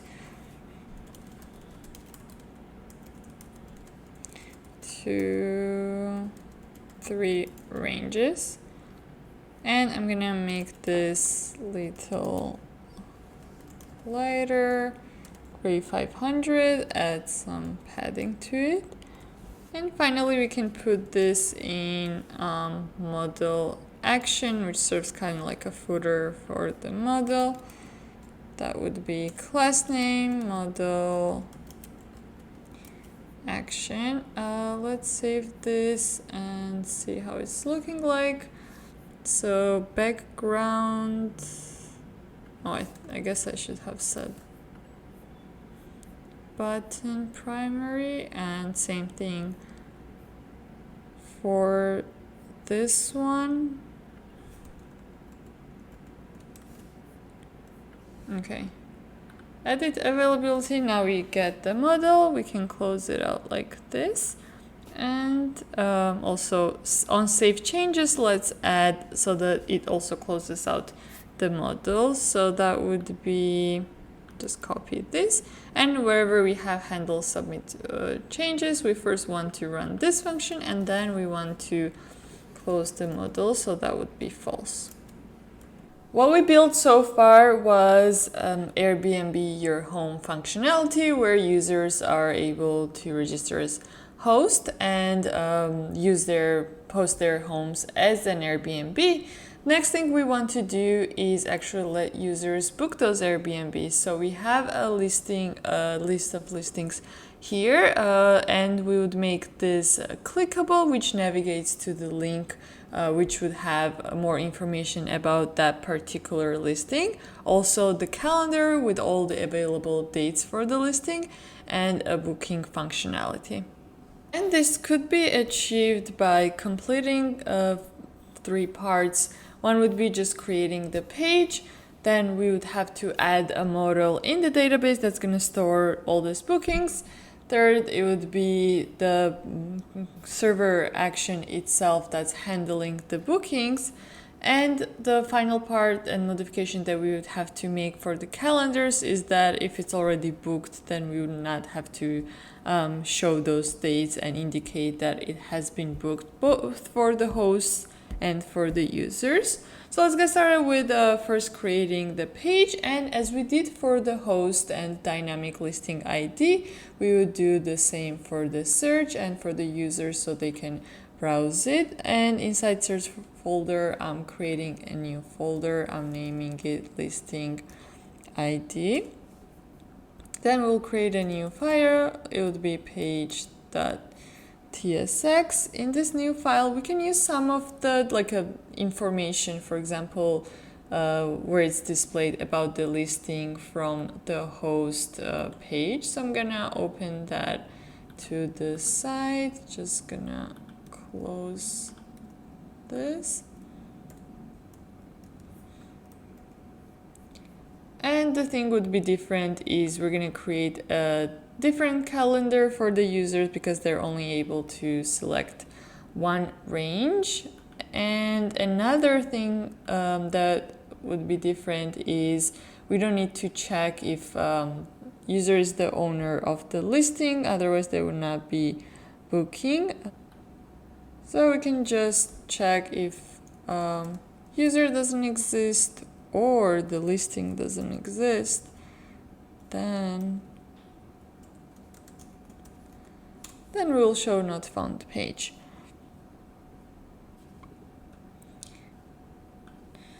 Remove this calendar until we add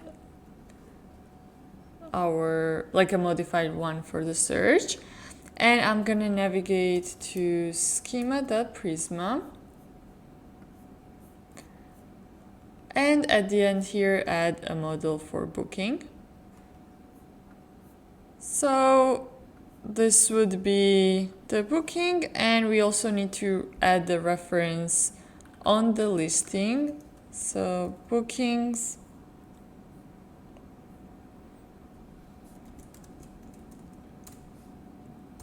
And array of type of booking.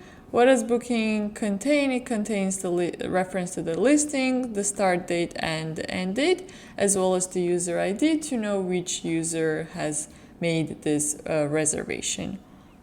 Now that we have a booking model, we are able to create a server action that would handle adding the booking.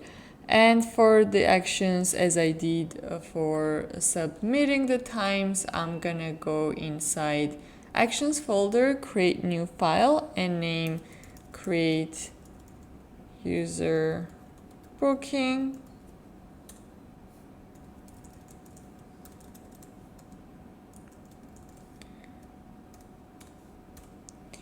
Use server, we import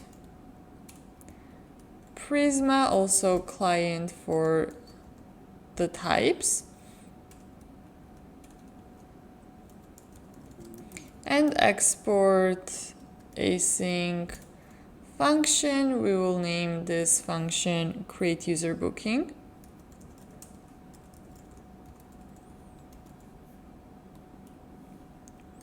As for the params, it's gonna take in booking info, and what we'll do is it will create booking, and this would be await prisma.booking.create.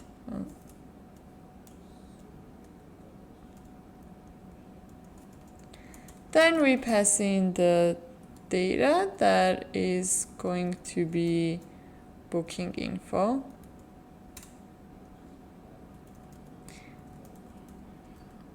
And before we implement functionality, what happens after the booking, let's just console log it. As for the type, this is going to be prisma.booking input, create input. Okay, great. Now let's add on the search page the link so that we are able to navigate to this page.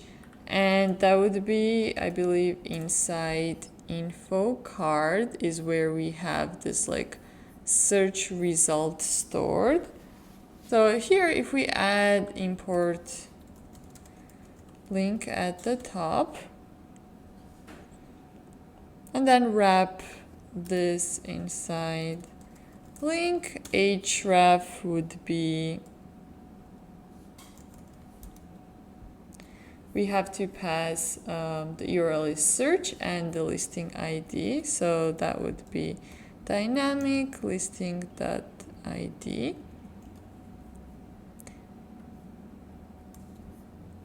And let's do this thing. Okay, I'm gonna save this. Now going back to, oh, interesting. I guess the link changed the type, and if I press on it, I get navigated to search and the number, as well as we have the title, image description, etc. Now we need to create the calendar, and we can indeed use some of the values that we have in the calendar for the host. So I'm gonna copy that and paste it. Like I mentioned, we have to make it so that it only accepts one range, but that should be a pretty simple change. Let's create for listing ID components folder. And inside here, I'm going to create a new file, name it booking calendar.tsx. Let's paste it here. First thing, it does take a listing, so listing select, these types would be the same. We don't want the type for date range selection anymore, so I'm gonna remove that, as well as the default date range. So for this one, we don't need to, I guess, like fetch the data because user hasn't booked it yet if they're on this page. So what we'll do is we'll have a start date and the end date, similar how we did to the search calendar. Set start date. That would be used date, state, type would be date, and here we will pass the new date. Then we have end date. And this one, let's use add days function.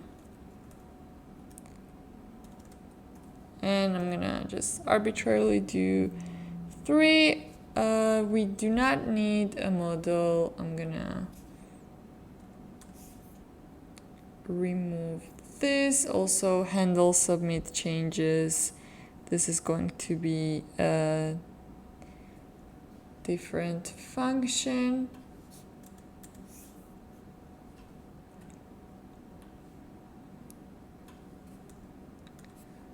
Let's get rid of everything besides date range picker, and we can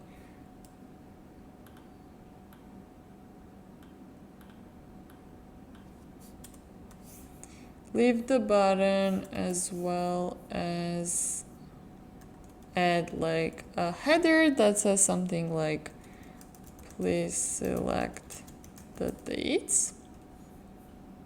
Now minimum date, we'll leave it to new date. On change, we'll create a new function.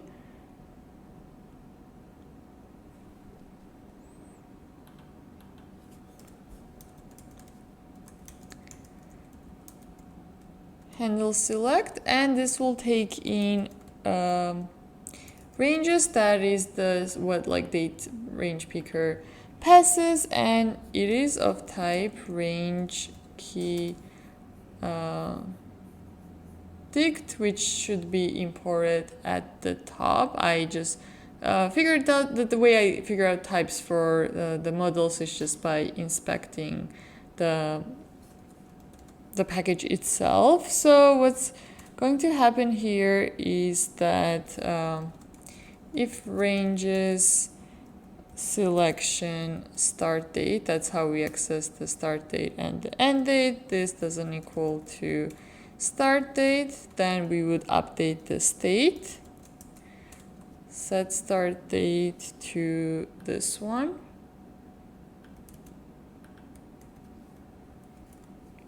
And we have same for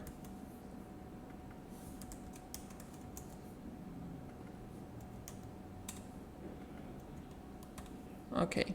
One more thing I want to add here is that by default we do have ranges selected, but we want user to select them.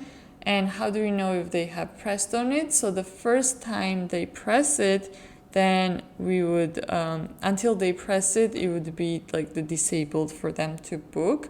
So let's create a state that would be is booking disabled. By default, this would be set as false. Set is booking disabled. That equals to use state boolean false, and then the first time we check if is booking disabled, then we set it to, so no, the first time is true, then we set it to false. Let's pass this handle select to on change. Oh, we have to create a single range, so that would be selection range that equals to start date is the start date coming from the state, end date is the end date, then we have key that would be selection. Let's pick that up and pass it to an array. Also for the range colors, I'm gonna keep only one. Now the function for when user save changes, that's going to be constant handle booking, and this is where we are going to use start transition. So start transition is a hook from React that we would have to like import at the top, and it's basically telling the UI what is important update. So I do already have that imported. Oh, when I pressed enter, I guess it did import it automatically, but if you don't have it, make sure that you import it at the top. And yes, it's telling React what are the important UI updates and what are the less important. For example, something like when user types in, UI has to update immediately, but something like submitting information and etc. can happen in the background, and also it can happen without blocking the UI.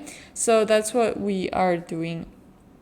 Now we are taking the start transition, and we're also, good thing about it is that we get like this state of like is pending, so we can know when it's like loading, and based on that we can update a pattern. For example, let's do start transition, and that equals to use transition.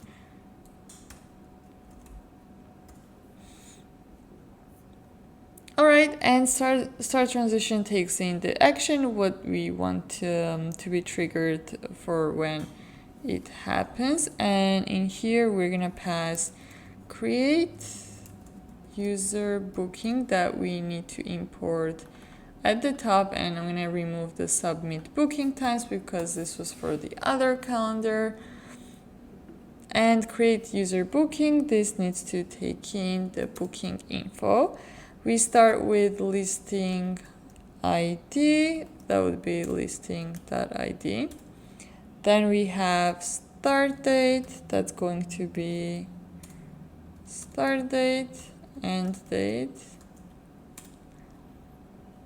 and user ID. I'm just gonna check if we have access to user ID here. No, we don't, so let's also pass user ID from the page. User ID, that is going to be string. And is not assignable. So let's see what it is. Listing ID, we can't pass the listing ID, that's interesting. Let's go to create user booking and see. So this one requires either create, which we already do have a listing. So let's instead use booking unchecked create input as a type. And if you want to see the types, I just command clicked it, but it's also in like inside Prisma folder for like node modules. And that would be here. Save that, handle booking, copy, paste it in here. Also, another reason that we are using start transition is because we're using server action, and then if you remember previously we passed it to the form as an action, but now we are triggering it using a button click. So it's a little bit different. And what we want to do is just give users an indicator that they need to make a selection, otherwise they can't proceed to save changes. And we're gonna check the state, and if booking is disabled, the date selection is required before proceeding, otherwise null. And I'm gonna do a class name for this one, text red 500, and add some margin to it. And also make this one disabled based on is booking disabled.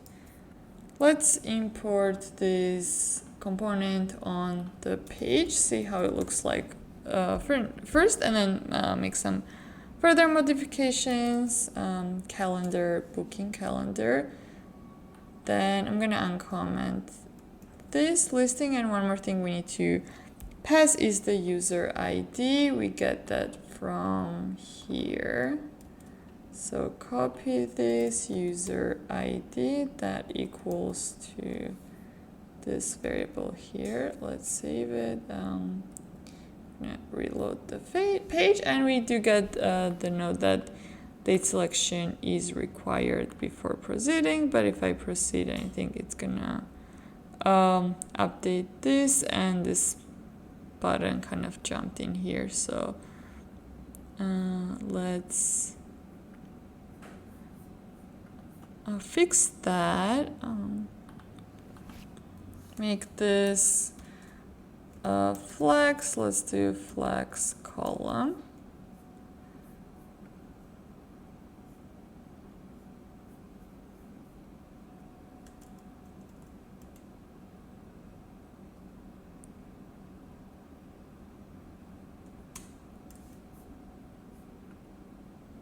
Okay, so it doesn't extend on the, let's also full width, add margin at the top. I'm gonna also update the header, make the class name a little bit bigger, the header a little bit bigger. Then we have font bold, no, not for the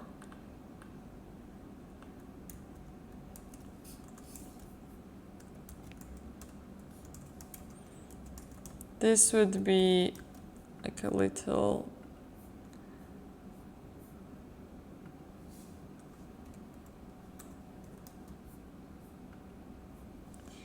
okay, and then on the page where we have header,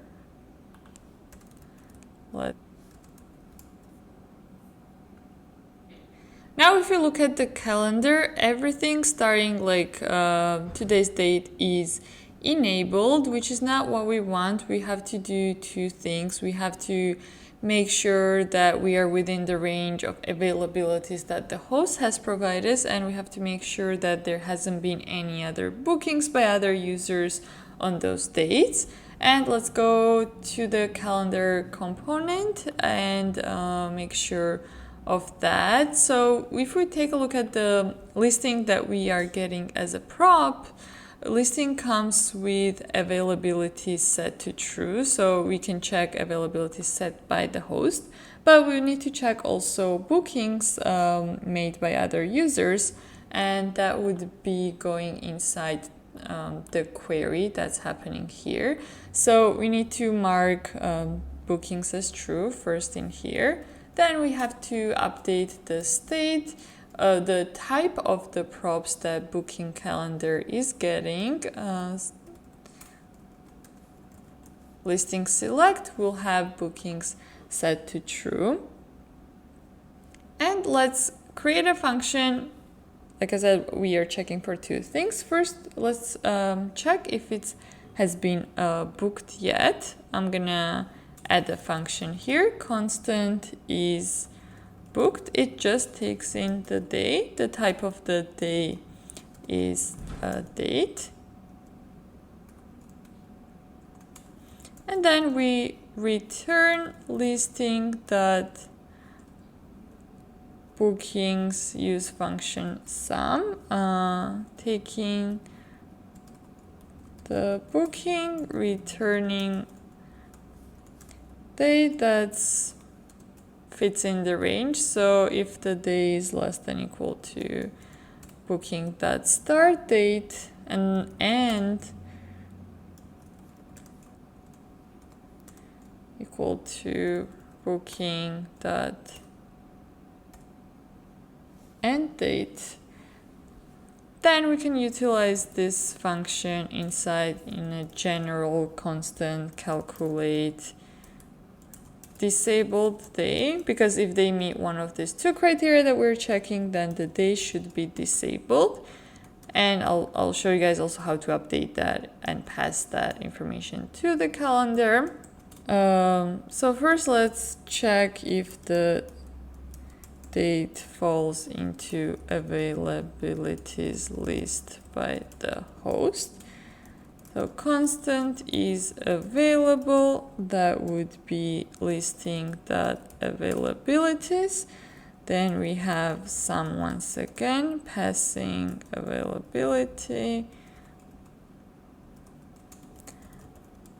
Return day less or equals to availability start date.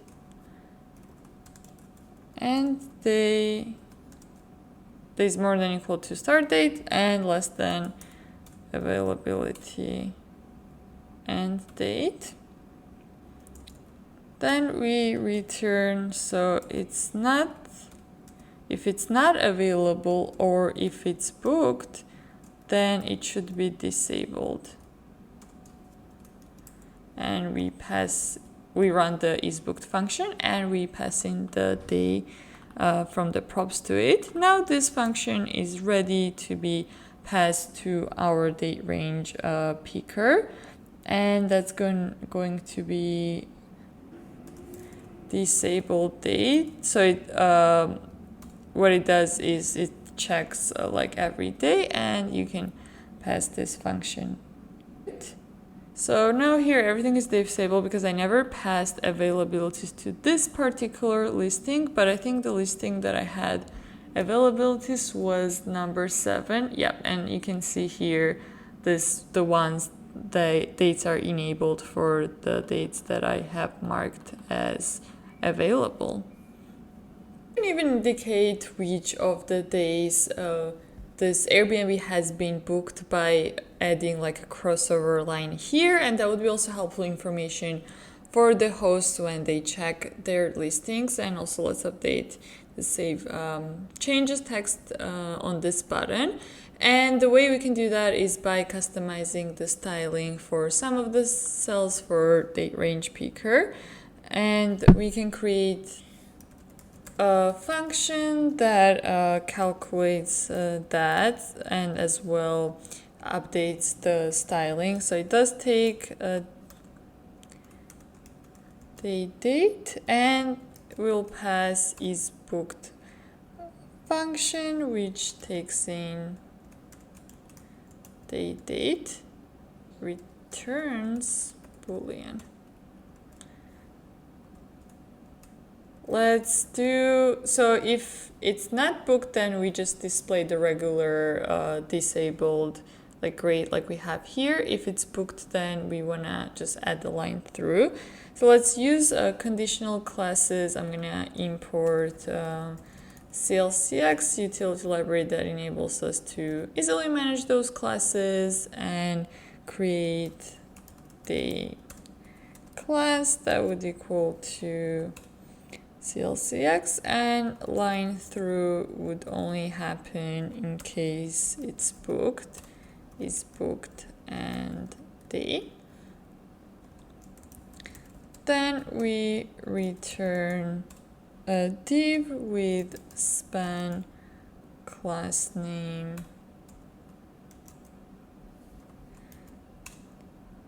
day class, and we're showing like the numbers here. We're actually formatting the date itself.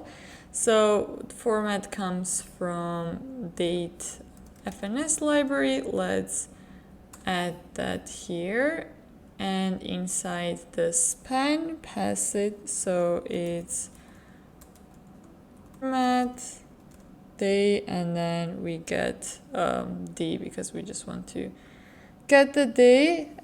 Let's save this. So we haven't booked yet, so nothing will show up here, but let's try booking after that. And we do have to pass this function to date picker, and that would be the props that will take in is day content renderer. Will take in the day, and we will pass into custom day content that day, and another argument that is taking is booked function,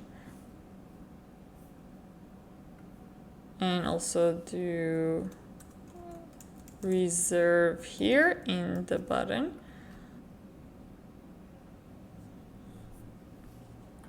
Let's try it out. I'm gonna book from 8 1 to 2.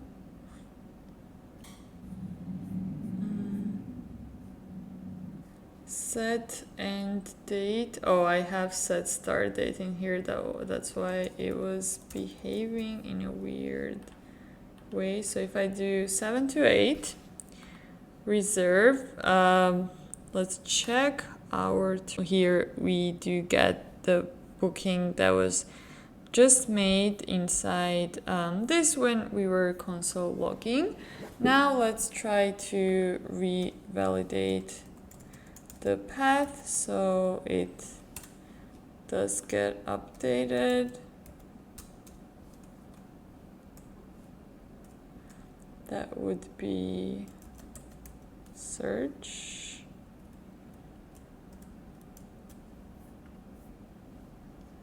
Okay, and then now we have this as crossed over, and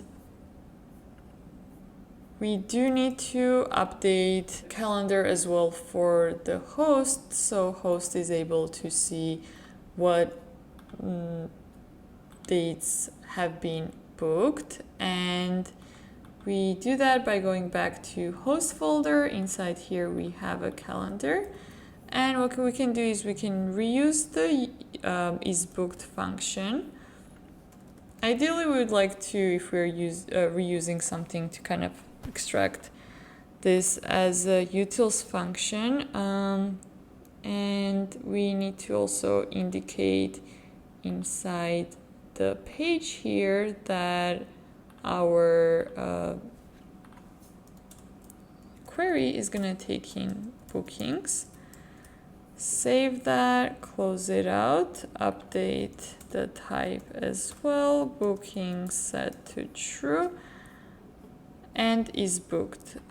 Then we also have custom day context, so we don't care about the availabilities because that's measured by the host, so for them it's not going to be like disabled, they can update that. But for the custom day content, we still only have to check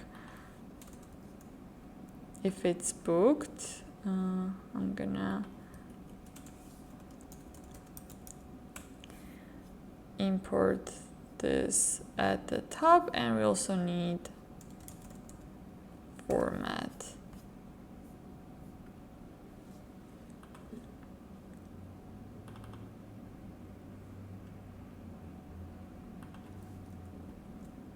Let's copy this, paste it in here. So if I go right now into this listing as a host, so that would be host and yeah, listing ID. So this 7 to 8 has been booked, right? And let's do edit availability. So 7 to 8 should be crossed out, and we should also make that disabled. And since we're using directly is booked, we don't need to create a separate function like we did in here. We can just say disabled day, and that would be is booked. So now these two are disabled. Search page and update some of the styling further for this page. And like I mentioned, we want to divide this into 2 columns. So let's do that right now. I'm gonna close out all the other links, just open the one for the page. And let's get started with adding another div here. That's gonna be flex direction would be column. We're gonna add gap 4, and on medium let's do flex row items stretch, and wrap both the calendar and the rest of the items in here. And for it to divide into 2 columns, we're gonna wrap first the content of the first column that we want to go into this. So that would be, let's do listing image and description, then we have ratings, etc. So let's do after, where's this rating? And this would be flex 1. Then we can do flex 1 for the calendar, maybe add a little border there, some padding, and rounded medium.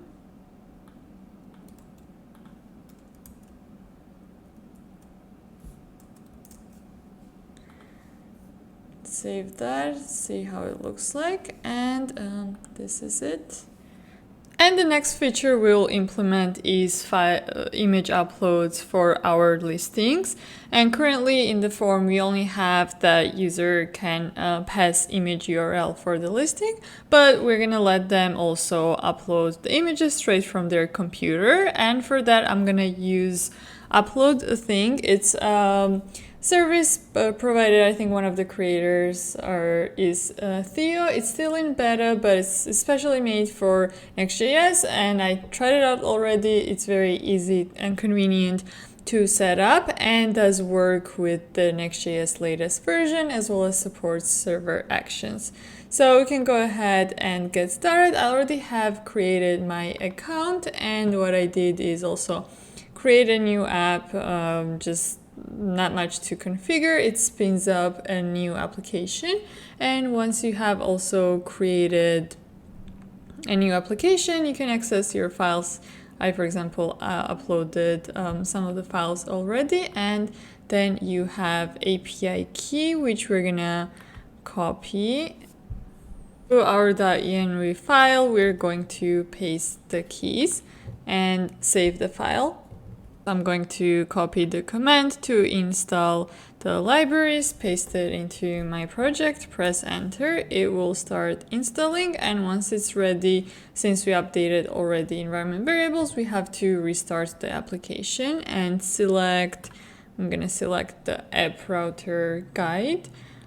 So basically how this works is that it will upload to the S3, but you don't have to deal with all the annoying configuration that it comes with, and we create like an API endpoint that we would later on call from our component, and they also have this like generate component that it's already like a image uploader React component, so we don't have to build that from scratch. And I'm gonna check if my installation is ready. Let's go back to the code.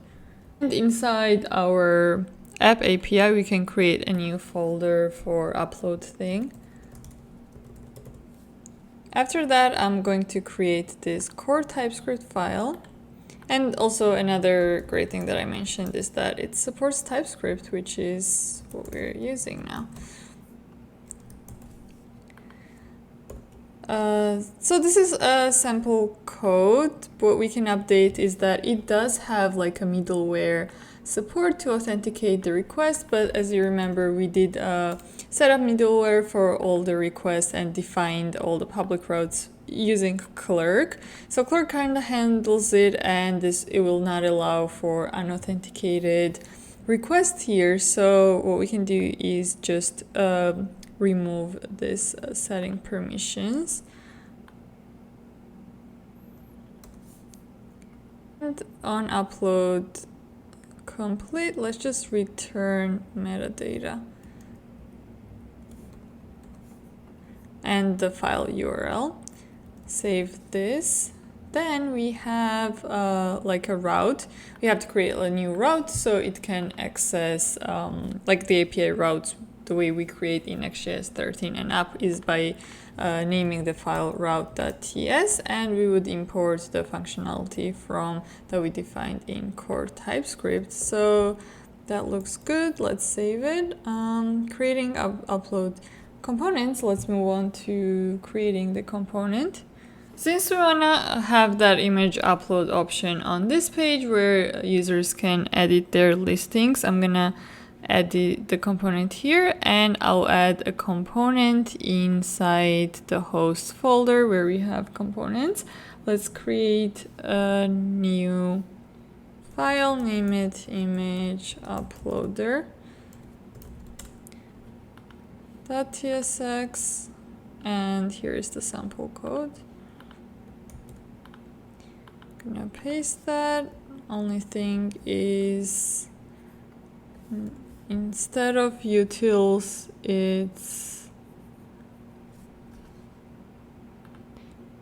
I had to add this first. Let's create utils folder.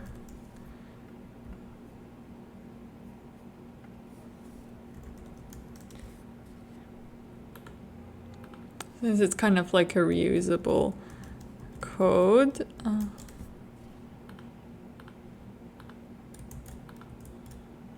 Okay, save it. I'll just update that it's like the route.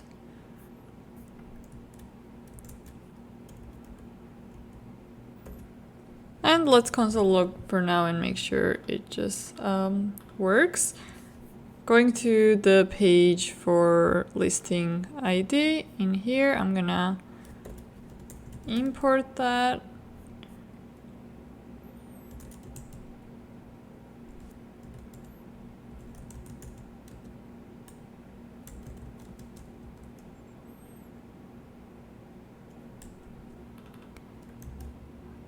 can just add that below the image.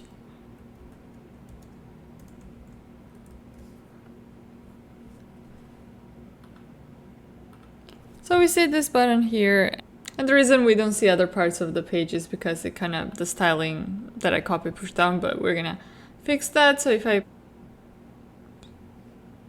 and select this photo, open, it's gonna start the loading indicator with the progress bar, and once it loads, it's gonna throw this alert, say the upload is completed. We can go back to our app. I'm gonna inside the dashboard for upload thing, and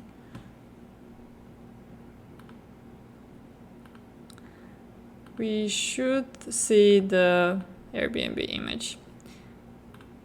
Now, even though we have uploaded the file itself, like is saved on upload thing, we still need to get the URL and save the URL inside our Prisma database, because we need to match which images belong to which listings.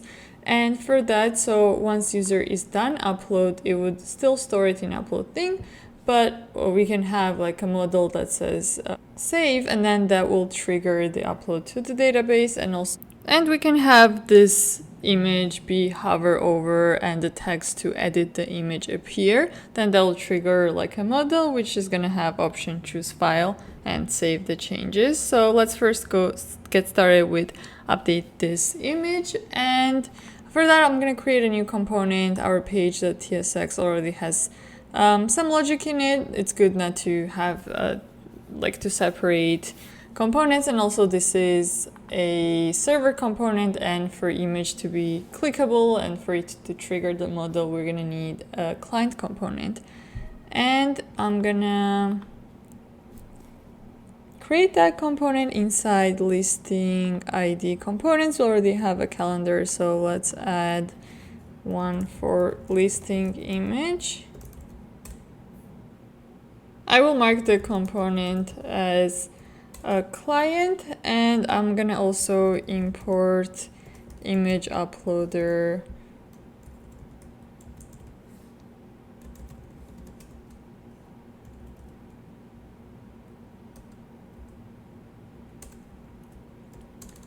from the components folder. Then let's create listing image, and this would take in image URL. Then we need an alt text, and let's define types for this. Image URL is going to be string, as so is the alt text.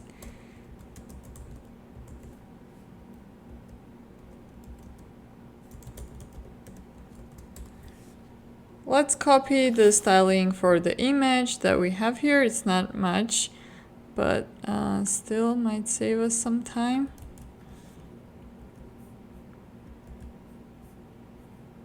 And replace with our props. Save this, and I'm gonna add a parent container because we want to also position the link that's gonna open file uploader relative to that parent container. So we can name this listing image and make it the position relative. Now we're gonna put the image inside it. I'm gonna move this so we have more space. And let's start creating the link that's gonna be absolute position. It would be top 0, left also 0. Then we have width, full, height, full, flex. We're gonna center the text so it's in the middle of the image. Justify also center. And we can make background black, but opacity set to like 50%. That way we still see the image, but it's dark enough to be able to read the text and we have the right contrast, but by default the opacity is going to be 0. That means that this would be invisible. And on hover we make it 100, so it shows up when user hovers over the image, and cursor pointer. Then we're gonna create a label that says something like edit image, and HTML for this would be upload button, and then this should match the model that we're gonna create later on. I'm gonna do some styling, class name,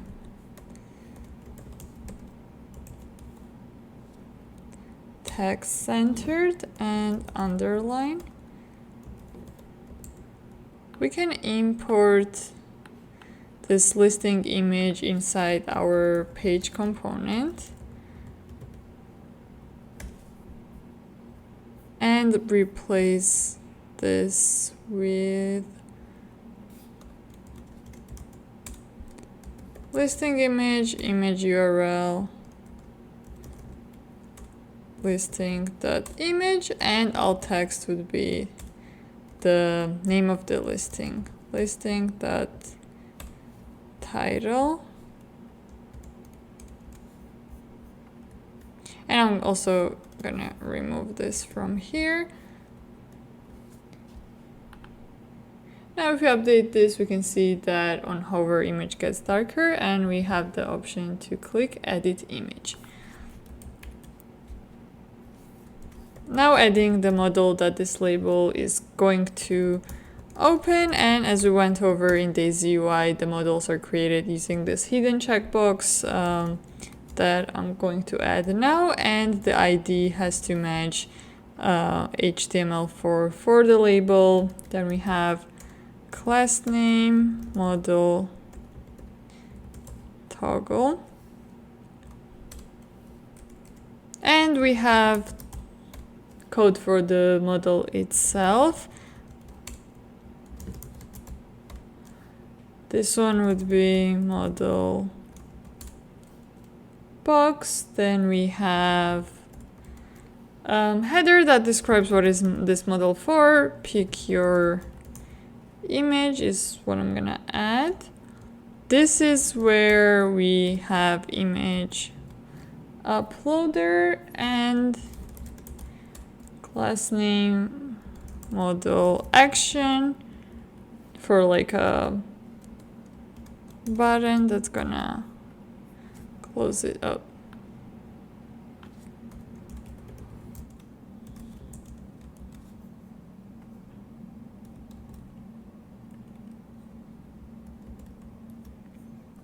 The model open close, that's handled by Daisy UI. Save this, edit image, and we get this model. Because of the styling of image uploader, it stretches over full width. Let's remove that. That would be minimum height screen, and yeah, that looks better.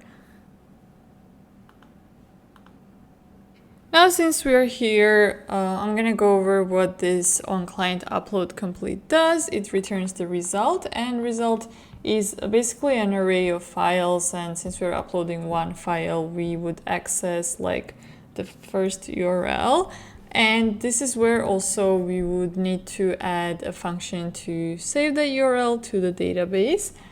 And I'm going to now inside page define a function where we have also the rest of the queries for the Prisma. We can add server action because it has to talk to the server and it has to create like a mutation. It is updating a listing.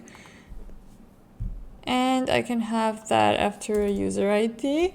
So constant save file URL, and then later on we can pass down this function as a props, and that's totally normal to do that, passing functions from server to client component. And it would be an async function.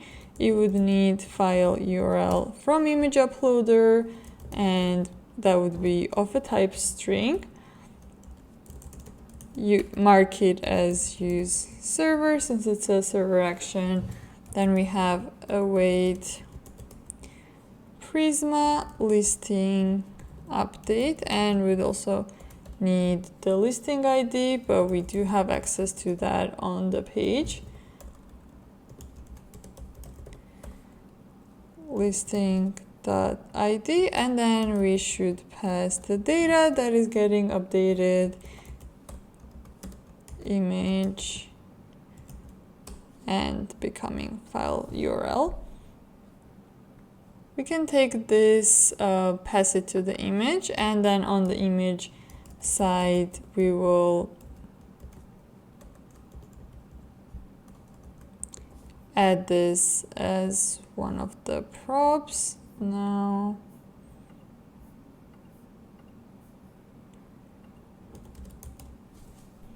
defining types for this one, save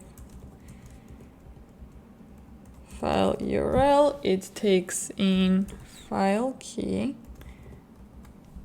that is of type string, and then this is an async function, so it returns the promise but doesn't actually return a value, so that would be promise void.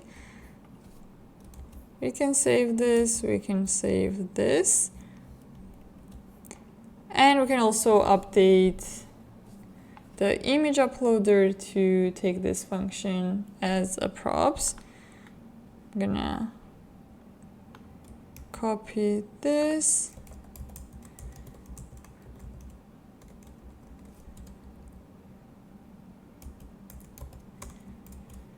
save it, go to image uploader, and in here add async. Since we're performing asynchronous function, then we'll have try and the catch to make sure that the upload to the database is also successful. If not, we can alert saying something like upload failed and console log or error. I'm gonna rename this, instead of home, this is gonna be image uploader, and it will take in save file URL. The types as we previously defined for the listing image is gonna be this, and let's close this two out. So here, how do we access the result? First URL, that would be let file URL that equals to result, first result, and then here, since this is TypeScript, we get the options of what fields are available to us, which is great, and I don't need to like read a documentation usually, so I do love modules that support TypeScript. And let's select file URL. A file URL exists,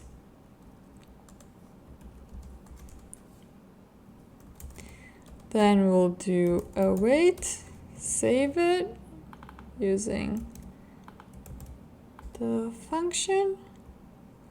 And once this is saved, we can add like a toast that says this file has been saved. For toast, I usually use this package, React Toastify. It's really well maintained and has a lot of downloads, as you can see, and also easy to set up, customize. You just have to need to import their styles at the top, toast container, add that in, and just call the function toast whenever you want toast to pop up, and then it just like disappears after a certain time, but you can also customize that. So I'm gonna go to terminal, open a new window, and copy this module so that I can install it. Right, let's copy this since it's done installing, and we need to add toast container position. Doesn't matter because it will still show up at the position that's configured for the toast container. And to throw the toast, we'll do it like that after this is done. And instead of alert,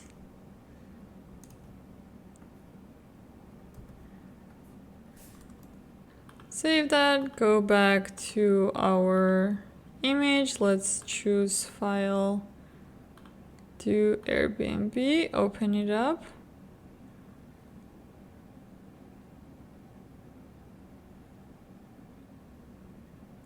And upload is complete.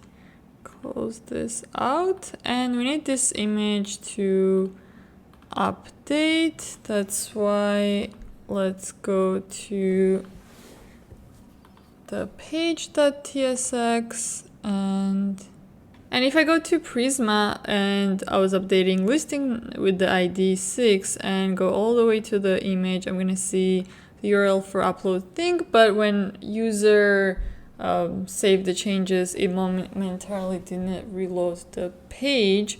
So to do that, let's import revalidate path from a next cache, because when component mounted on the page, it called this query, but it never updated again. So when this is done updating, we can call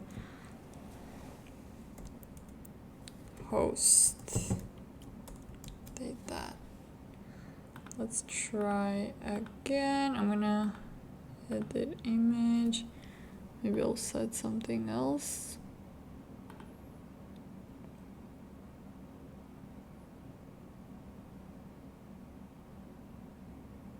Okay, so now we see the updates right away, and we can even just close the modal off if we need to.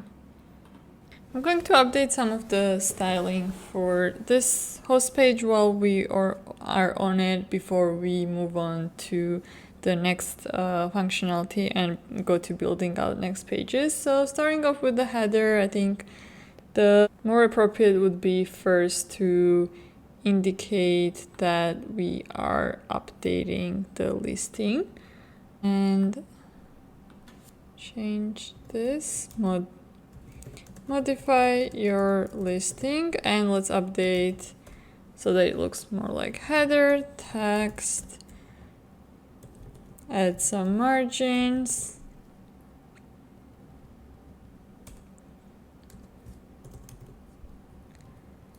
Text would be centered. Save that, and let's turn this into a fragment and then have a div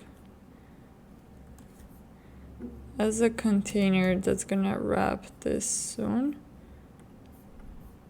This is going to wrap this and create more like a card, because we have like a lot of space, especially if we do like the full width. So for that we can do container by default, then on medium let's do max width set to Excel, and margin auto so that it's centered, add some border, and rounded would be empty. We want padding to have space in between the content and margin from the top. So that looks better. Now let's put the title inside here of the listing. Make it a header too.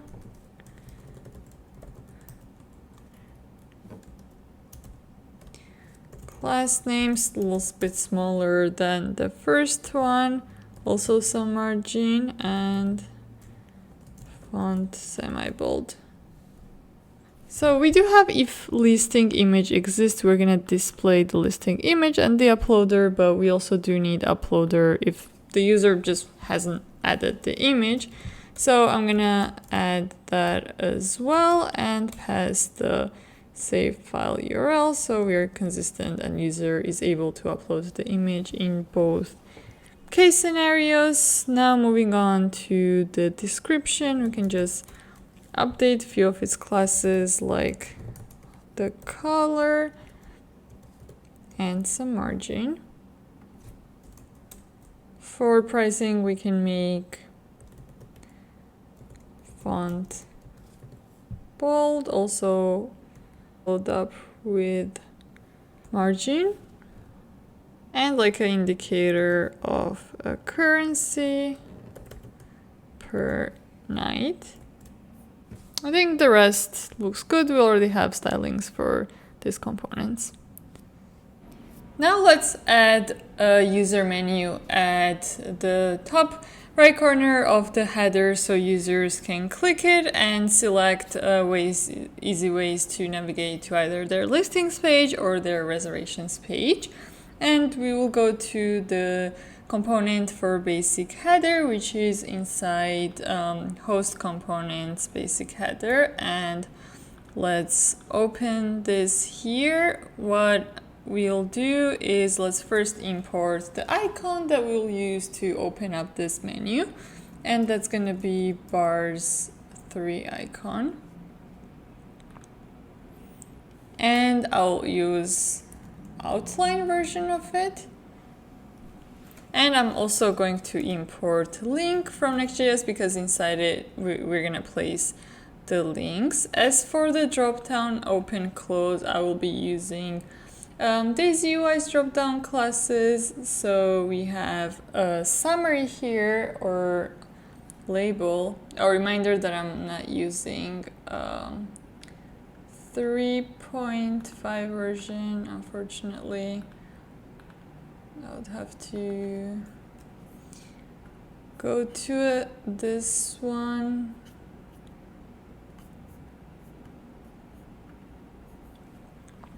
Using the tab index, let's copy it and paste it inside user icon classes. Let's update this to have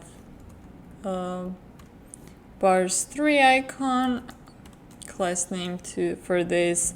Let's set the height to 6 and the color of the icon text slate 600. Also, I'm gonna make sure it's centered. And if we go here, it does open up the items. Let's move the drop down, and let's move the drop down on the right end, and that could be done by adding this class drop down end.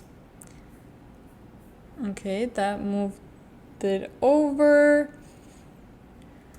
I thought it used the solid, so let's add like a little space around here. That would be for label. I'm gonna update flex, add some padding, border, background would be white. Then we have a small shadow, and on hover, let's make the shadow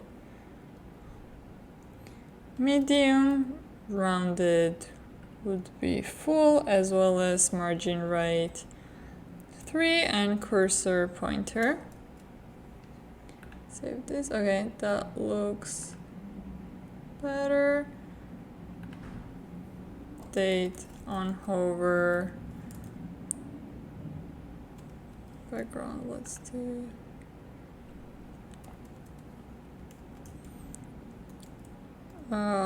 slate, I think 500.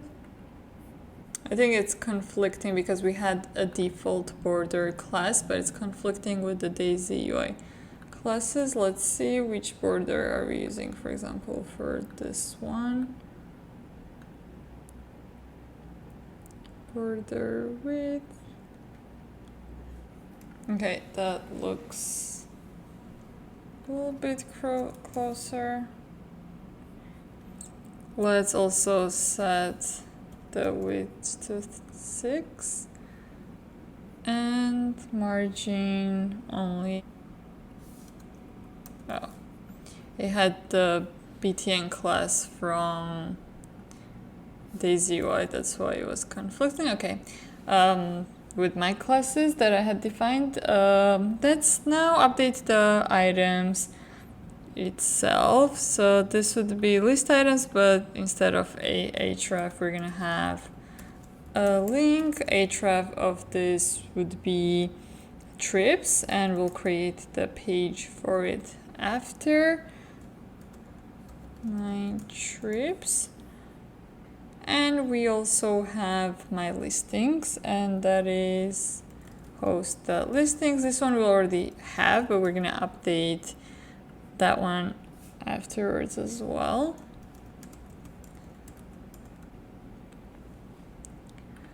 Let's save this. Let's go to my listings. And that is inside here. Let's add a little bit more information here on listing cards so host can better browse the listing, starting with the image, and also includes the number of bookings. So first, to include number of bookings, we have to update this query right here that is pulling our listings. And as we did previously, that would be done using include keyword, and we pass the name of the field and set it to true. We also would have to update if we want to access the bookings. Right now we are using listings get payload class, which is like default class, and by default it does not, as you can see, include the bookings. So let's create that one, constant listing select, that would equal to bookings true. But since we're defining bookings true, we have to also indicate what other fields are using if we're gonna pass this. So for example, if I take this right now and use it in here, select listing select. Oh, I forgot the satisfies keyword.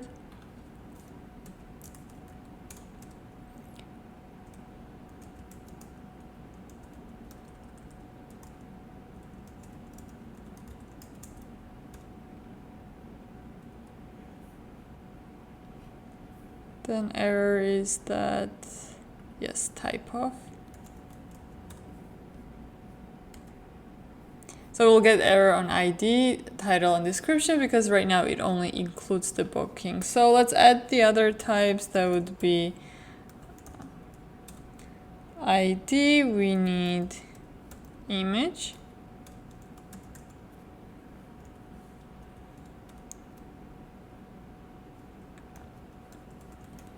title,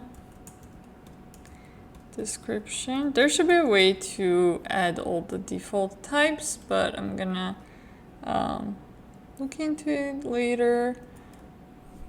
And let's also calculate which one has the maximum bookings, and if it does have maximum bookings, just show a little icon that just has like an arrow up, and that would be, so max bookings, we're gonna take in math.max function, and we're gonna pass all the listings to it, and then map out listing, and then listing.bookings length is depending on which we want to find the max at.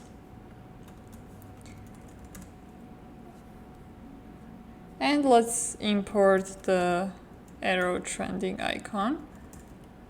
Thing up icon. I'm gonna do this below the description, and let's move this out a bit.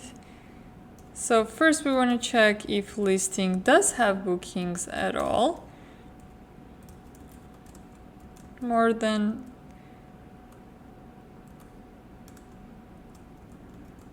zero. And then if not, we're just gonna say no bookings yet.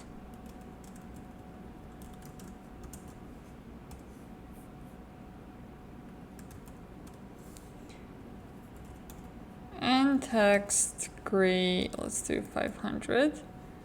So if I save this, it should add that there's no bookings. And in here we can check listing.bookings length if it equals to our maximum right here.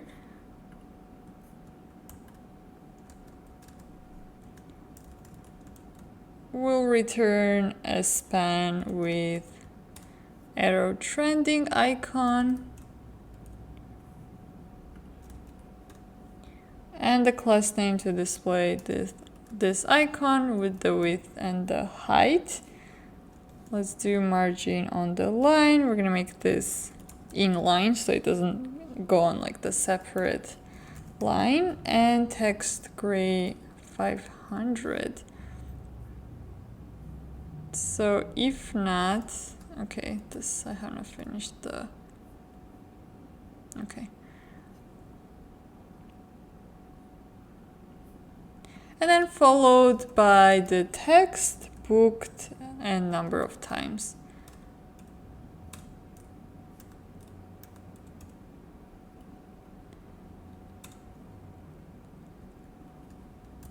X times. Okay, so the maximum bookings we have on this listing right here. Now let's add an image at the beginning of the card. We'll pass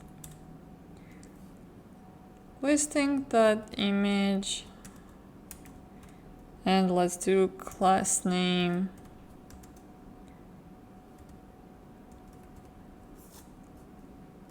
height and width. Rounded would be medium. And I'm gonna move this so the text is gonna be on this side, and we'll first have an image. Let's do flex, then flex row, and add a gap 4. Then we'll wrap the image. Actually, image doesn't need to be wrapped in the div. It's already a div of its own. We'll wrap the rest of the items inside a div and add the class so that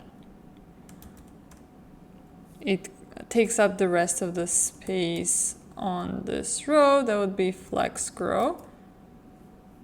That looks great. And I'm gonna do shadow XL on hover.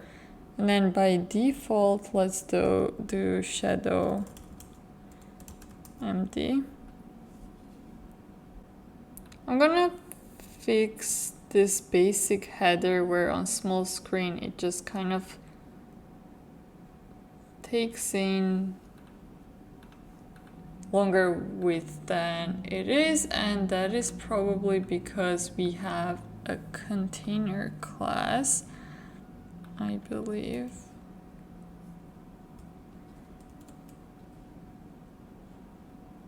So if we were to do this, so we don't need to hide the user icons, and we also can remove hiding this. This was because on the other header we had another menu that was showing up, so we were hiding this, but in this case we can keep it. Let's just add some margin on the right side here. Now we can add a delete listing functionality that is going to be inside the listing page itself, and I'll add somewhere around here. First, let's create an action since this would be server mutation placed on a client component, and going to actions, creating new file, delete listing.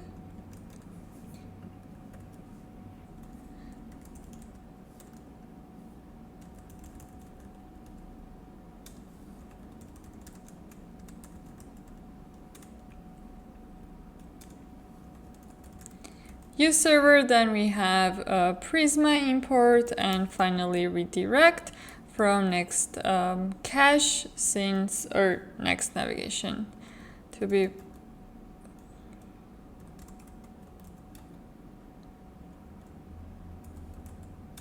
okay. So that when we delete the listing, we just redirect the user back to their listings page, and function name delete listing. Then we have listing ID. The type is number.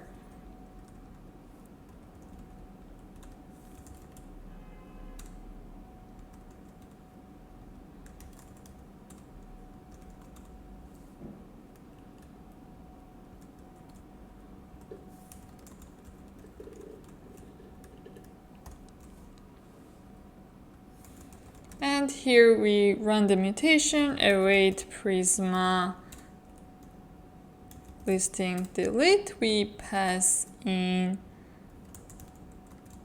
where condition and ID, listing ID. Now, what happens, and after this is over, just redirect to host listings. And it's great that we can use redirect also as well inside server actions. But we should think about what happens when we delete an item in Prisma that has also relations to the other items. Because listing has availabilities and booking, we should indicate, or Prisma would default to its default method of what happens to these relations. And we can say we could delete availabilities and as well as bookings if the listing is deleted. And that could be achieved by inside the relation that we have defined here, adding on delete. And we can do the same for on update, and I'm gonna do cascade, that what makes it delete this one as well, availability, and same for booking. Let's save this. Then we have to run npx prisma db push and npx prisma generate. Once that's ran, now if we want to run this query, because if we ran without adding those, we could have gotten an error. And I'm gonna also add a delete booking server action while we are inside actions folder. So let me just copy this and create a new file, delete booking.ts. And it's also great that we can only write, we only need to update the listing and it automatically updates the relations. We don't have to separately go over availabilities or bookings. And anyways, let's update this. Booking.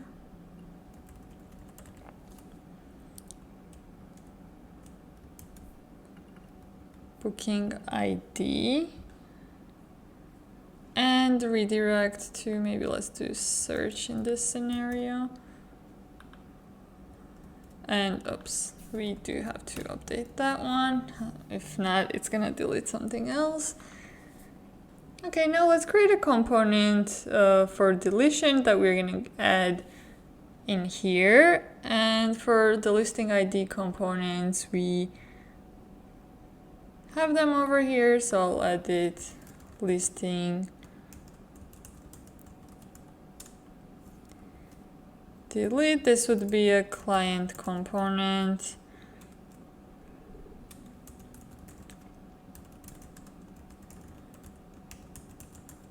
And it would only need to take listing ID.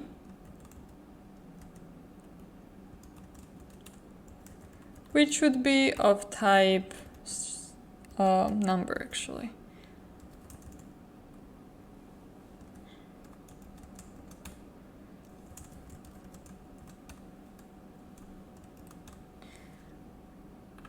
And I'll import an icon for this.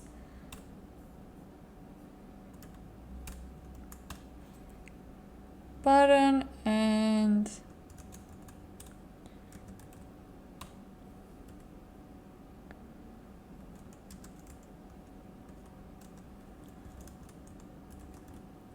text gray 800, margin right 1. And I'm gonna add some padding for this so it has some space around it. Let's import listing delete. I'm gonna close the other components out inside page.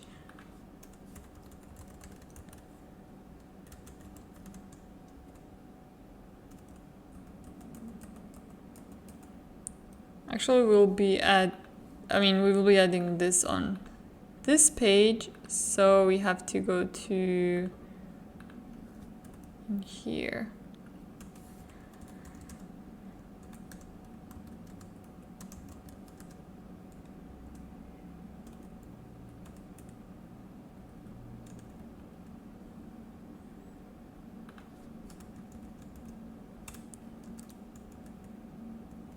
Listing delete, passing in the ID.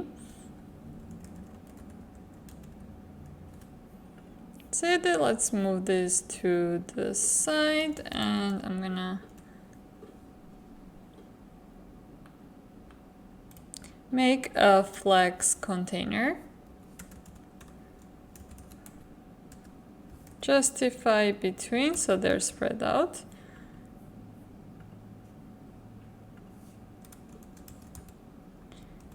And I'm gonna move this all the way down. And we can do that by adding class name self-end. It's a good practice usually when users are deleting something, and I'm sure you have come across this on various websites, that when they press the delete button or icon, a pop-up prompt asks them if they are sure to delete this, and then they have like this confirmation button or cancel button.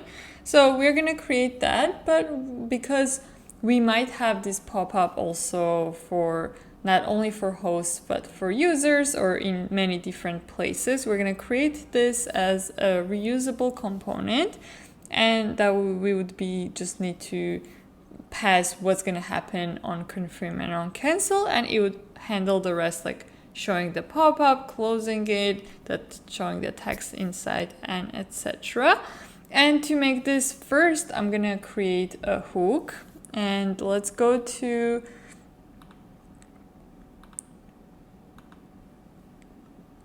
the app folder, create new folder, name it hooks. And new file, this would be useconfirm.typescript.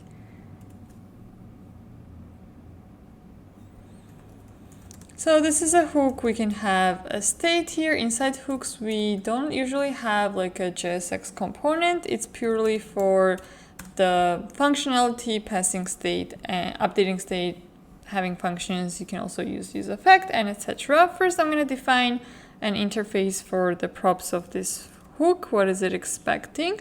That would be use confirmation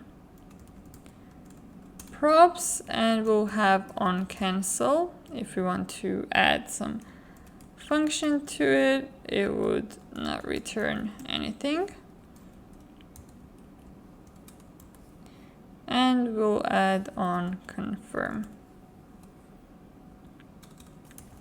Now, constant, the hooks always have to start with the keyword like use and then the name of the hook. Props is going to be of type this one. And then we have a state that determines whether or not this, like the prompt is open or pop-up, so to say. I'm gonna name this show confirm and set show confirm. Use state by default, it's false.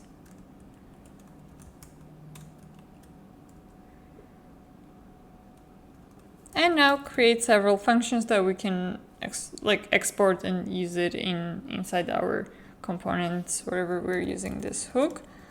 First one is going to be confirm. So two things we want to do on confirm, that is when we can call it from another, for example, from this component, we can call it to open up this model, and we will update the state and set it to true. Because if I tried to export or return set show model, I would get an error because we can't directly export like the state hooks, but we can create functions and export them.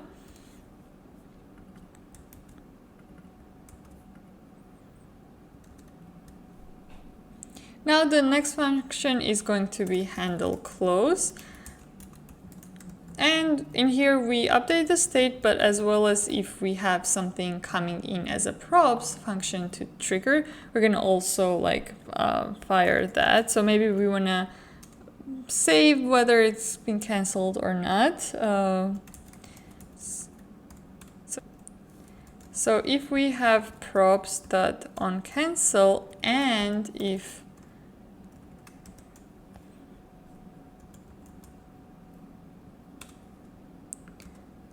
type of props.onCancel is a function, then we can say, we can call it.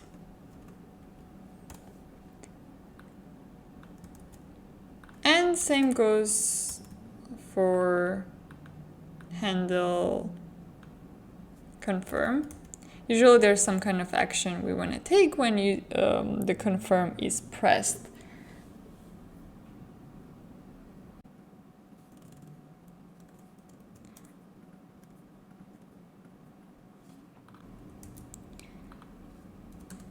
Now let's export this, save it,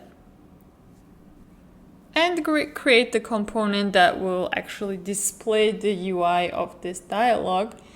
And I will, since this is going to be a reusable one, I'm going to create a new folder inside app and say something like common. Now new file, and it's going to be delete confirmation pop-up .tsx. I'm going to mark this as a use. And I'm going to import the hook that we just created, that's use confirmation. So defining the type of props, we will take in delete confirmation pop-up props. That would be item label. So let's say if you are you sure you want to delete this table, this listing, etc. That's what's gonna be for this one. String on confirm, that's an array, and on cancel.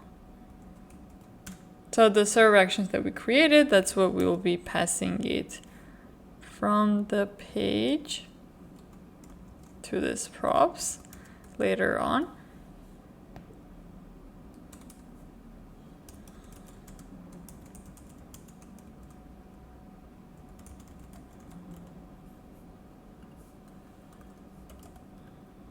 Confirmation pop-up that equals to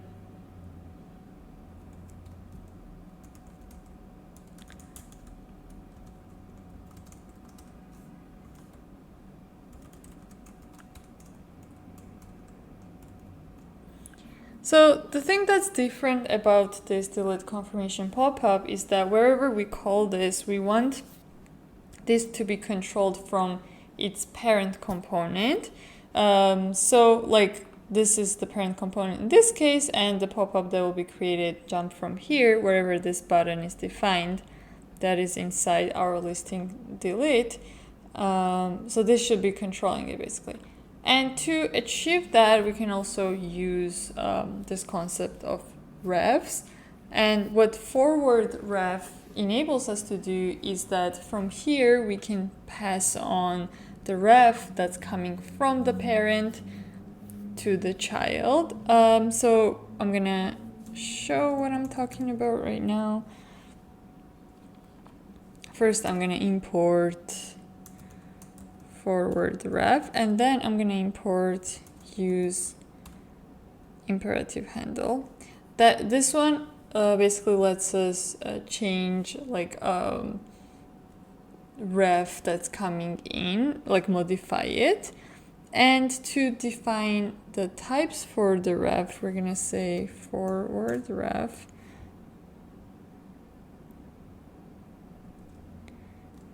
So it would be taking in show confirmed, because that's the only, like, the parent only controls when this pop-up opens.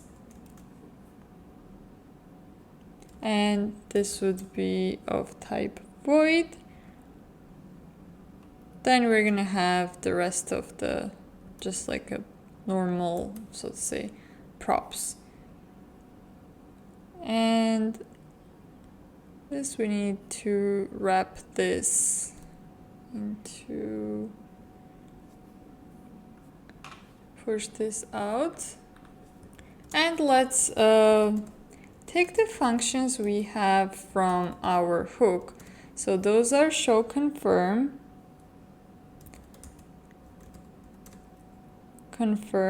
handle close, and handle confirm. Use confirmation, this is how we use the hooks. And then it would take in, oh, this should be constant.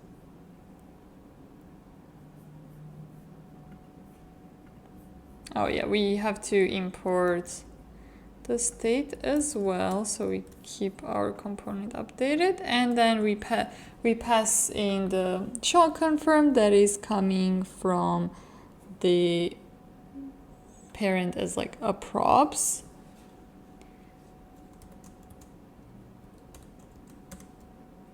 That's gonna be props on confirm, and second we have on cancel, that's gonna be props on cancel. So any extra functions, it does already handle like updating this state of show confirm, but anything after user presses yes or no, that's gonna be passed from the parent. Now we also need to take in item label.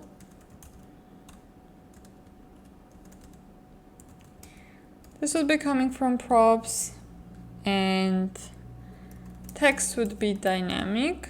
So for example, if we have item label, we say want to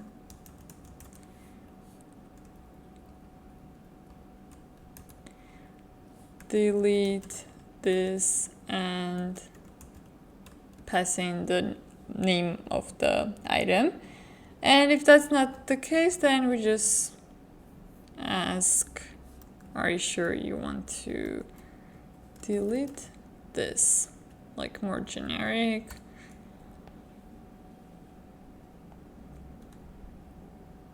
For the cards and model styling itself, we were previously using Daisy UI, but this time I'm gonna get some code from Flowbyte, and the reason for that is that we want to update this model when it opens and closes, not in the same component like Daisy UI has using the labels, but inside from different components, and we want to make it usable, so that way like code itself, updating it and doing classes by ourselves would be more convenient by tweaking this Flowbyte code.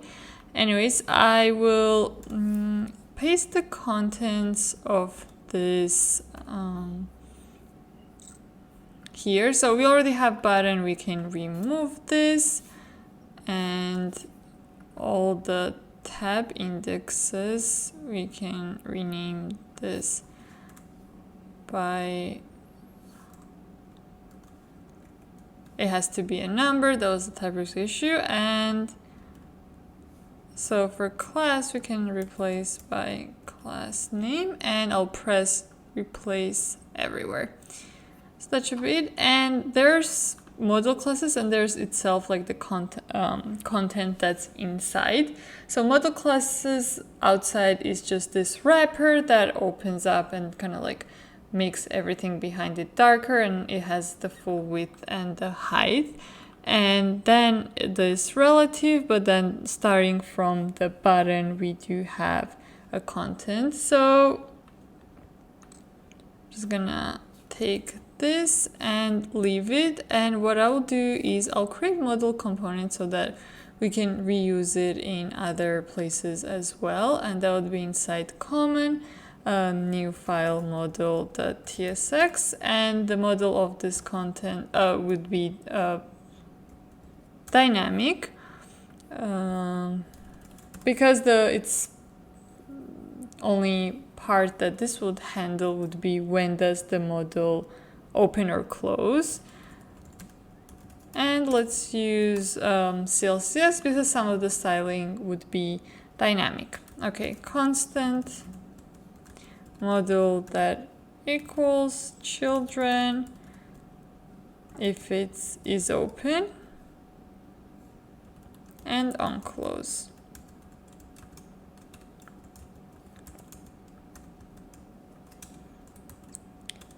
We can paste the outside classes that we have in here.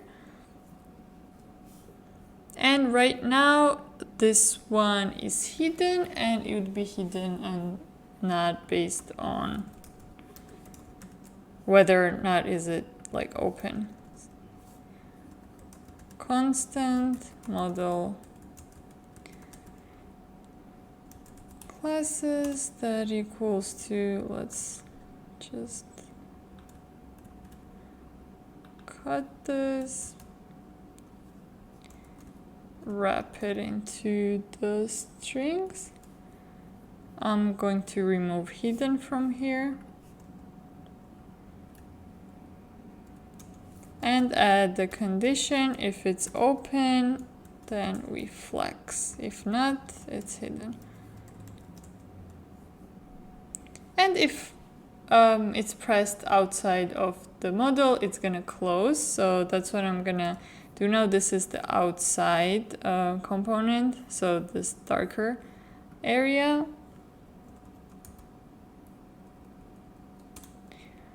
On click would be on close. And if we press somewhere inside, for example, yes, I'm sure we want to trigger the function that's been passed from another component. So we would have to stop this function from firing. And the way we do that is using on-click propagation.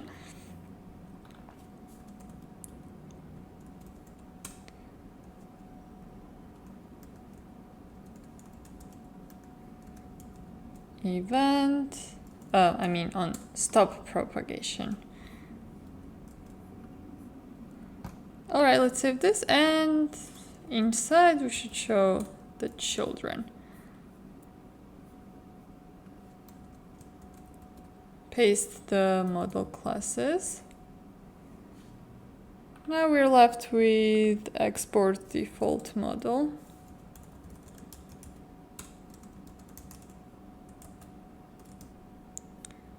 If we have also for flex, we would need to justify center items center. And about background, I don't see it. It should be here though. Opacity 15. So we get this effect.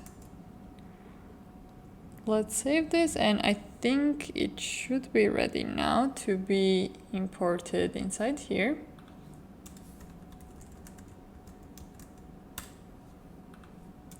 Now we're gonna wrap this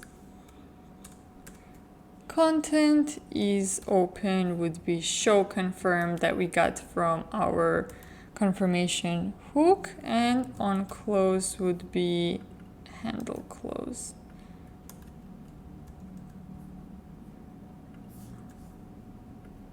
And pass the children. Close model, I'm gonna update, are you sure you wanna delete this product with the tags?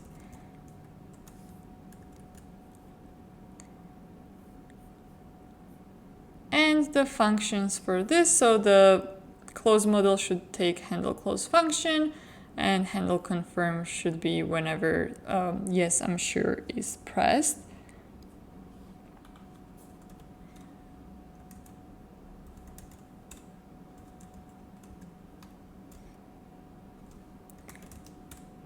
Unclick handle confirm.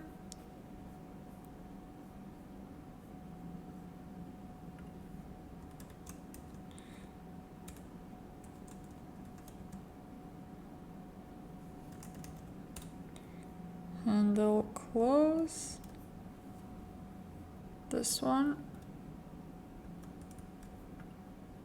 And show confirm function would be the one we would be calling from the parent, so we would have to update that and instead like modify, so use imperative handle.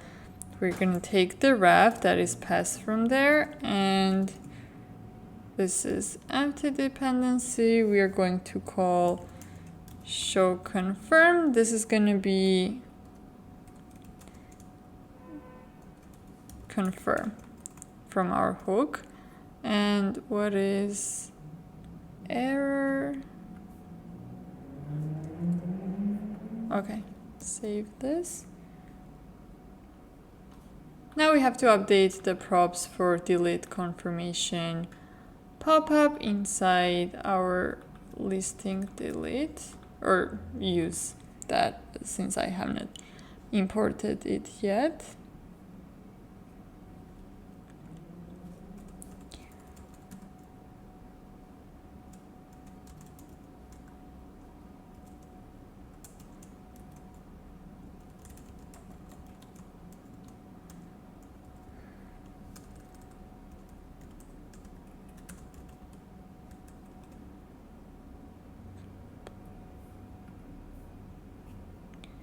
I don't have export default.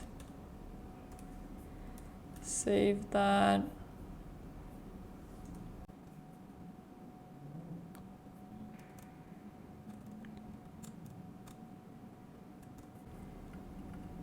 Probably misspelled it. Oh, it's an export default, okay.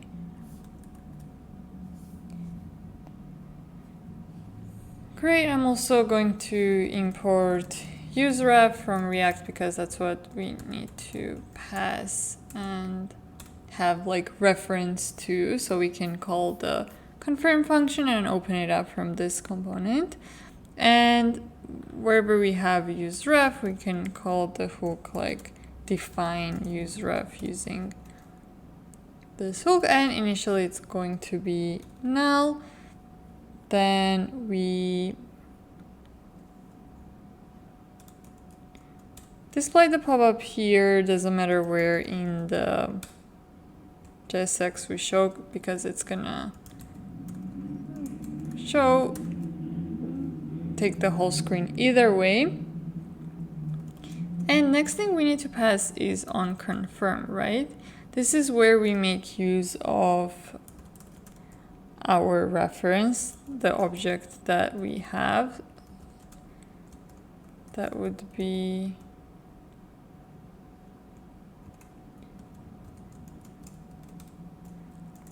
async, and the fields that we have access to on ref are ref.current and then current, and we defined show confirm so that when we take the button and click on here, we get open confirm. And we need to import delete listing so that delete confirmation pop-up knows that on confirm it should trigger that server action for deleting the listing in the database. That's asynchronous await, and we need not this one, delete listing, and we also need to pass listing ID that we got here from pops. Otherwise, if we define delete listing inside this delete confirmation pop-up, we'd have to also define just props for this, and it might not have been as reusable as it is now. Let's save this. Go back to our page, open it up. Now we get the pop-up, and if I say yes, I'm sure, it should take us to the listings page. Delete listing. Okay, so this is host 5. I'm gonna update that, and I don't see the one, so it did delete, but it just didn't redirect us. Could be that I was not supposed to actually redirect inside the server action, but let's, yeah, now it's undefined because it can't find the listing anymore, but we can try delete and on another listing. So I'm going to import redirect here, and when it's await,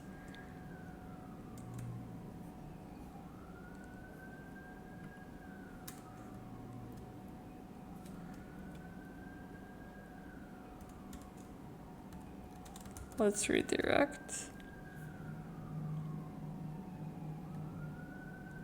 Oh, it expects 2-3 arguments, okay. Oh, so it is by default inside server actions, so I'm not sure why it didn't work, but if we pass push, let's see if this one, or replace.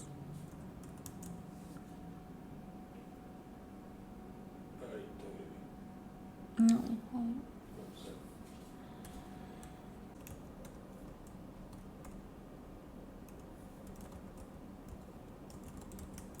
Host and listings. Type is optional, so maybe if we pass replace, that's the correct type. Huh?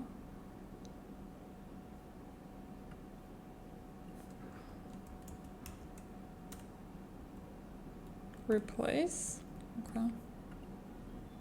So I'm not sure.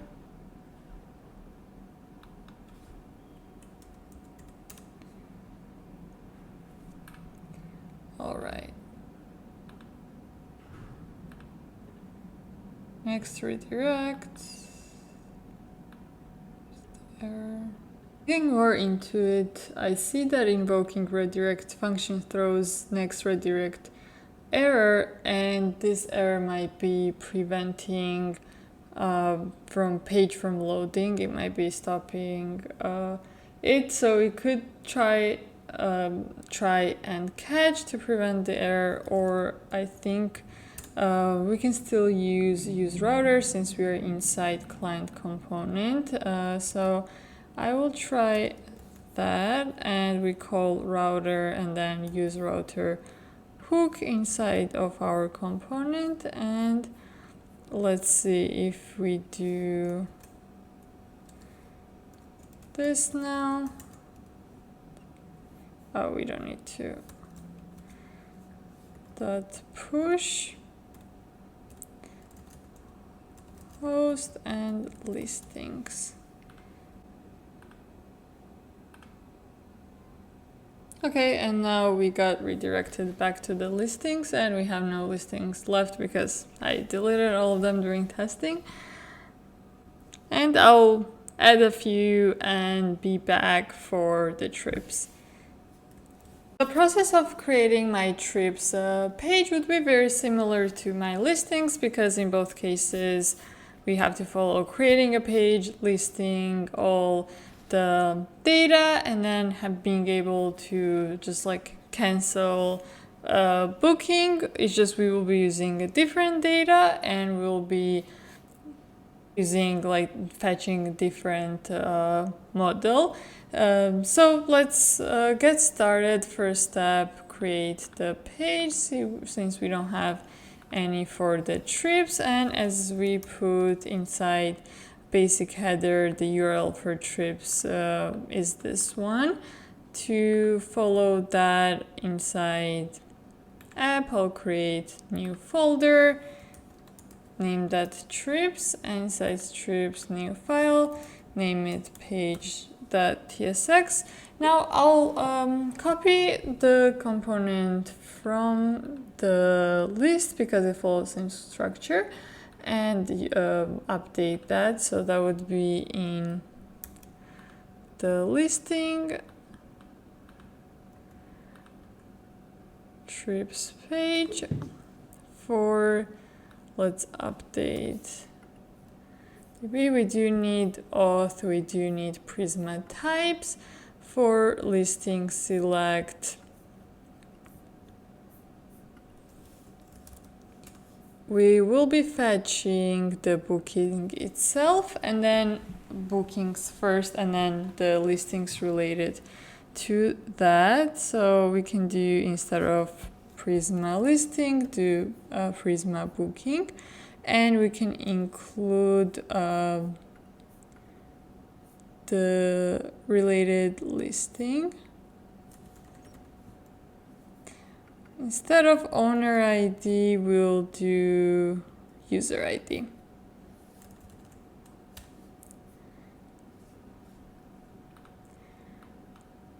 Let's comment this out first and let's print out booking, saved it, and I'm just gonna console log bookings. Make sure that those are coming in correctly. So if I navigate to my trips page and I open a terminal, yeah, I should be see my array of bookings and also the listing.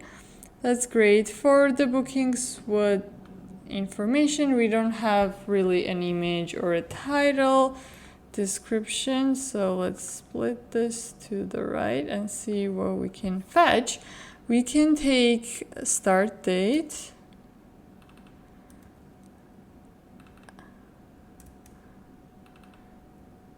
and an end date. This is going to be booking select.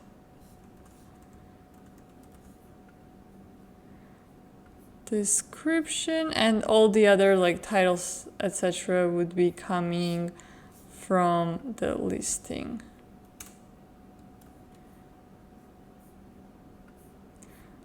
All right. So I think we're good on that. We don't need to find the maximum amount, and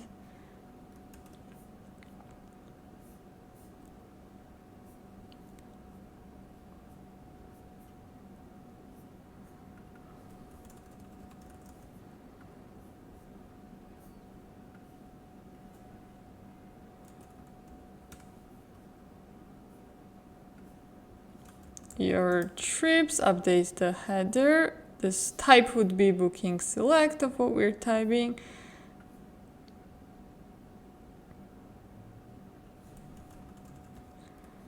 Booking, and the rest of the listing information is nested inside booking. So it would be like this. What is the error?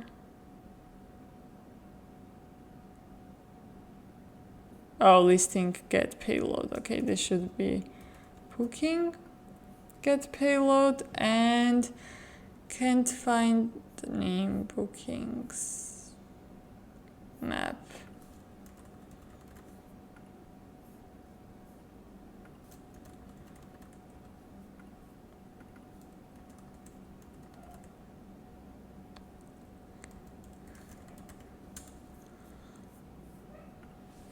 So instead of this, we can just show them the dates that they have booked to and from. And this would be booking.start date to date string. And let's do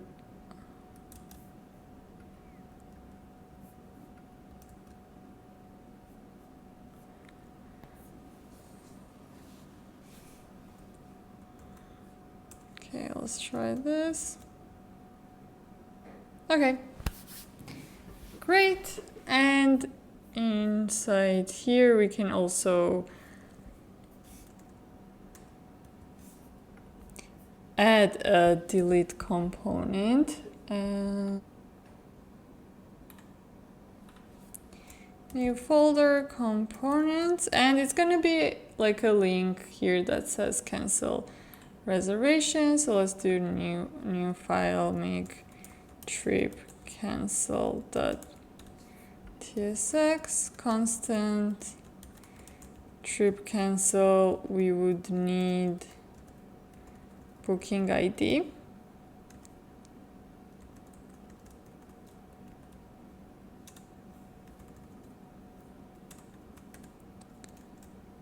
It's going to be number.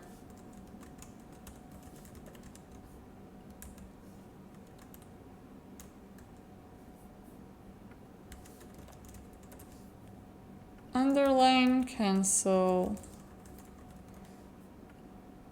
Actually, this could be a button. And just like we did with the hooks and the model, we're gonna do the same, but we would just export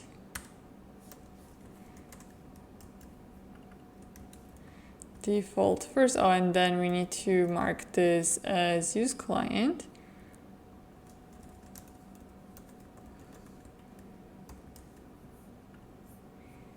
Then import here.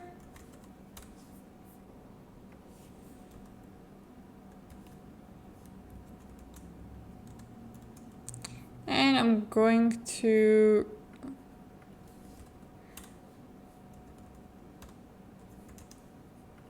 pass in booking ID, and this was from when we had links for hosts, but we can just turn this into a div. Okay, cancel reservation.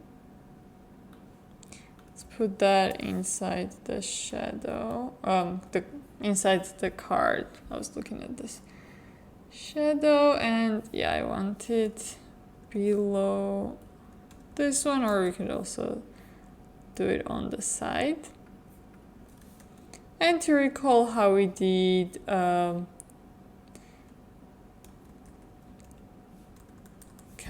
how we did for the host page that was in calendar listing.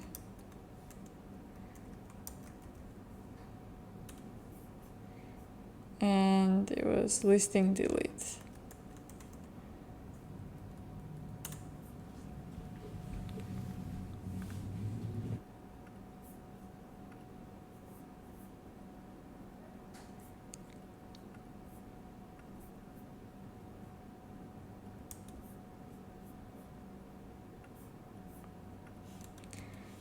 So we don't need the icon, we already have the list.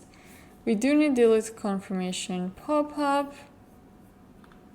We created delete booking action already, so that's what we're going to use here. User router will need that as well. Then we have this hooks. And on button, we are going to open our delete confirmation pop-up. Wrap this inside the fragment.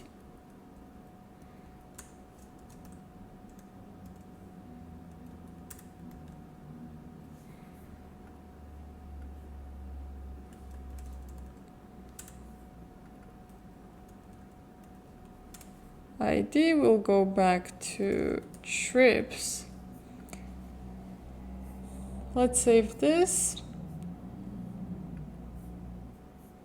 and check if we need anything else for the delete booking function or like action. I'm gonna remove this redirect since it will learn that it throws an error.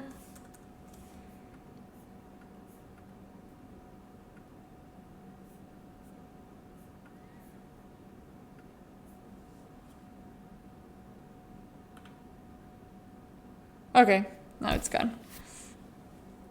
A few things to clean up this page we'll add also in here, like the layout as we have on the host page. And if there's no trips, we'll say like a message that says you have no upcoming trips right now. And going back to this page, let's say bookings.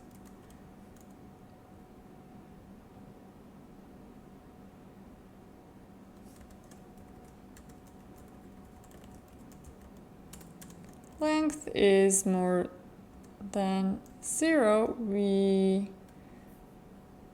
will map them out. Else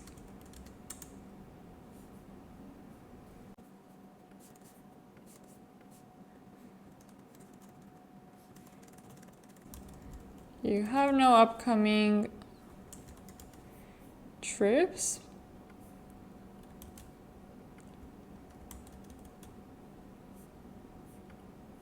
Okay, and now regarding the layout,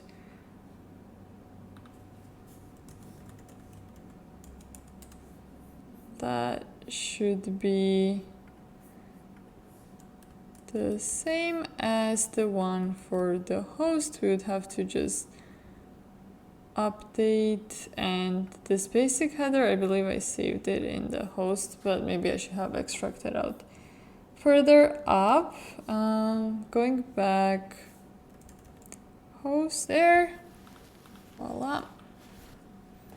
On the index page, we don't have any content, and it could be the same as search, so from source to destination, and that goes inside Next.js config async redirects function. Alright, it is time for deployment, and we'll be using Vercel to deploy the application, but there's two things we need to do before getting to Vercel. The first one would be creating a build on our local machine, because sometimes the applications run locally. If you navigate to a certain page, it might work, but when you actually run the build, you might come across some errors. So I'm gonna get and do that by running npm run build command. So it looks like there's no errors, which is great. And the next step that we are moving on is checking the services that we are using and their guide to deployment to Vercel. Sometimes it's as simple as just adding the environment variables that we got, like secret keys that we got from the services, but sometimes it takes a little bit more extra steps. So starting off with the clerk, they have on their documentation this guide for deploying to Vercel. We are gonna set up a new project, but let's see if there's anything else. We're gonna add environment variables. And it says that clerk production APIs should be used rather than development keys, but Vercel also has this feature called preview deployments, where it creates a different link than what main URL that you have. So if we want clerk to be available also for these preview links, we have to use development key, and it will automatically detect and everything will work out of the box. But if we wanted to use production keys with development and preview, then we would have to set up this customization, and it's only available for Pro plans. But okay, we're gonna use development keys, and for the upload thing, I'm gonna go into the dashboard, and one thing that I saw was inside of the settings, they had the field app URL. So I would assume that that should be enough, but we can check. Now it's time to go to webdecoded.com, and one of the reasons it's easy to deploy with them, and kind of only way to deploy is by adding a project from a Git repository. So, and it's automatically connected to your Git, and I am going to search, I'm going to import this Git clone, Airbnb clone repository. Root is already set up as this. We don't need to change any build and output settings. Vercel works best with Next.js, since Next.js is developed by them, and I'm gonna start adding environment variables, which we have in .env file. So inside name field, I'm gonna copy the name and then the value. I'm gonna show maybe one example.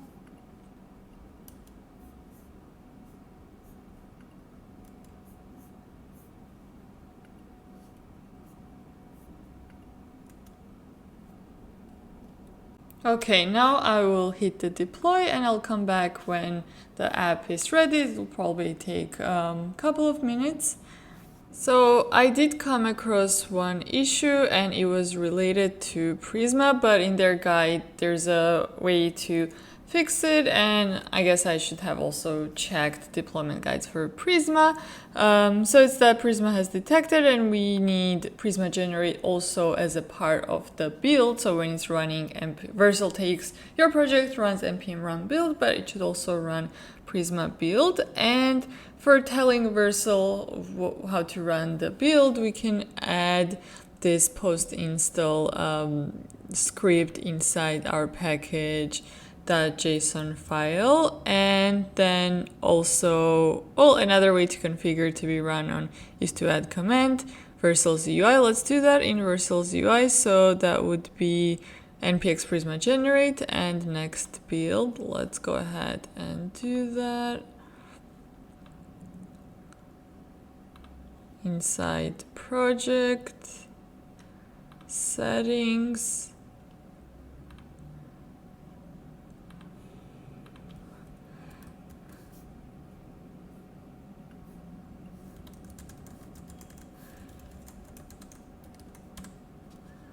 so let's save it.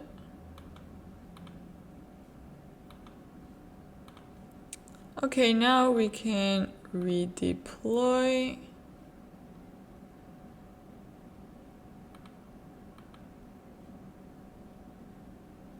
We don't want to use existing build cache.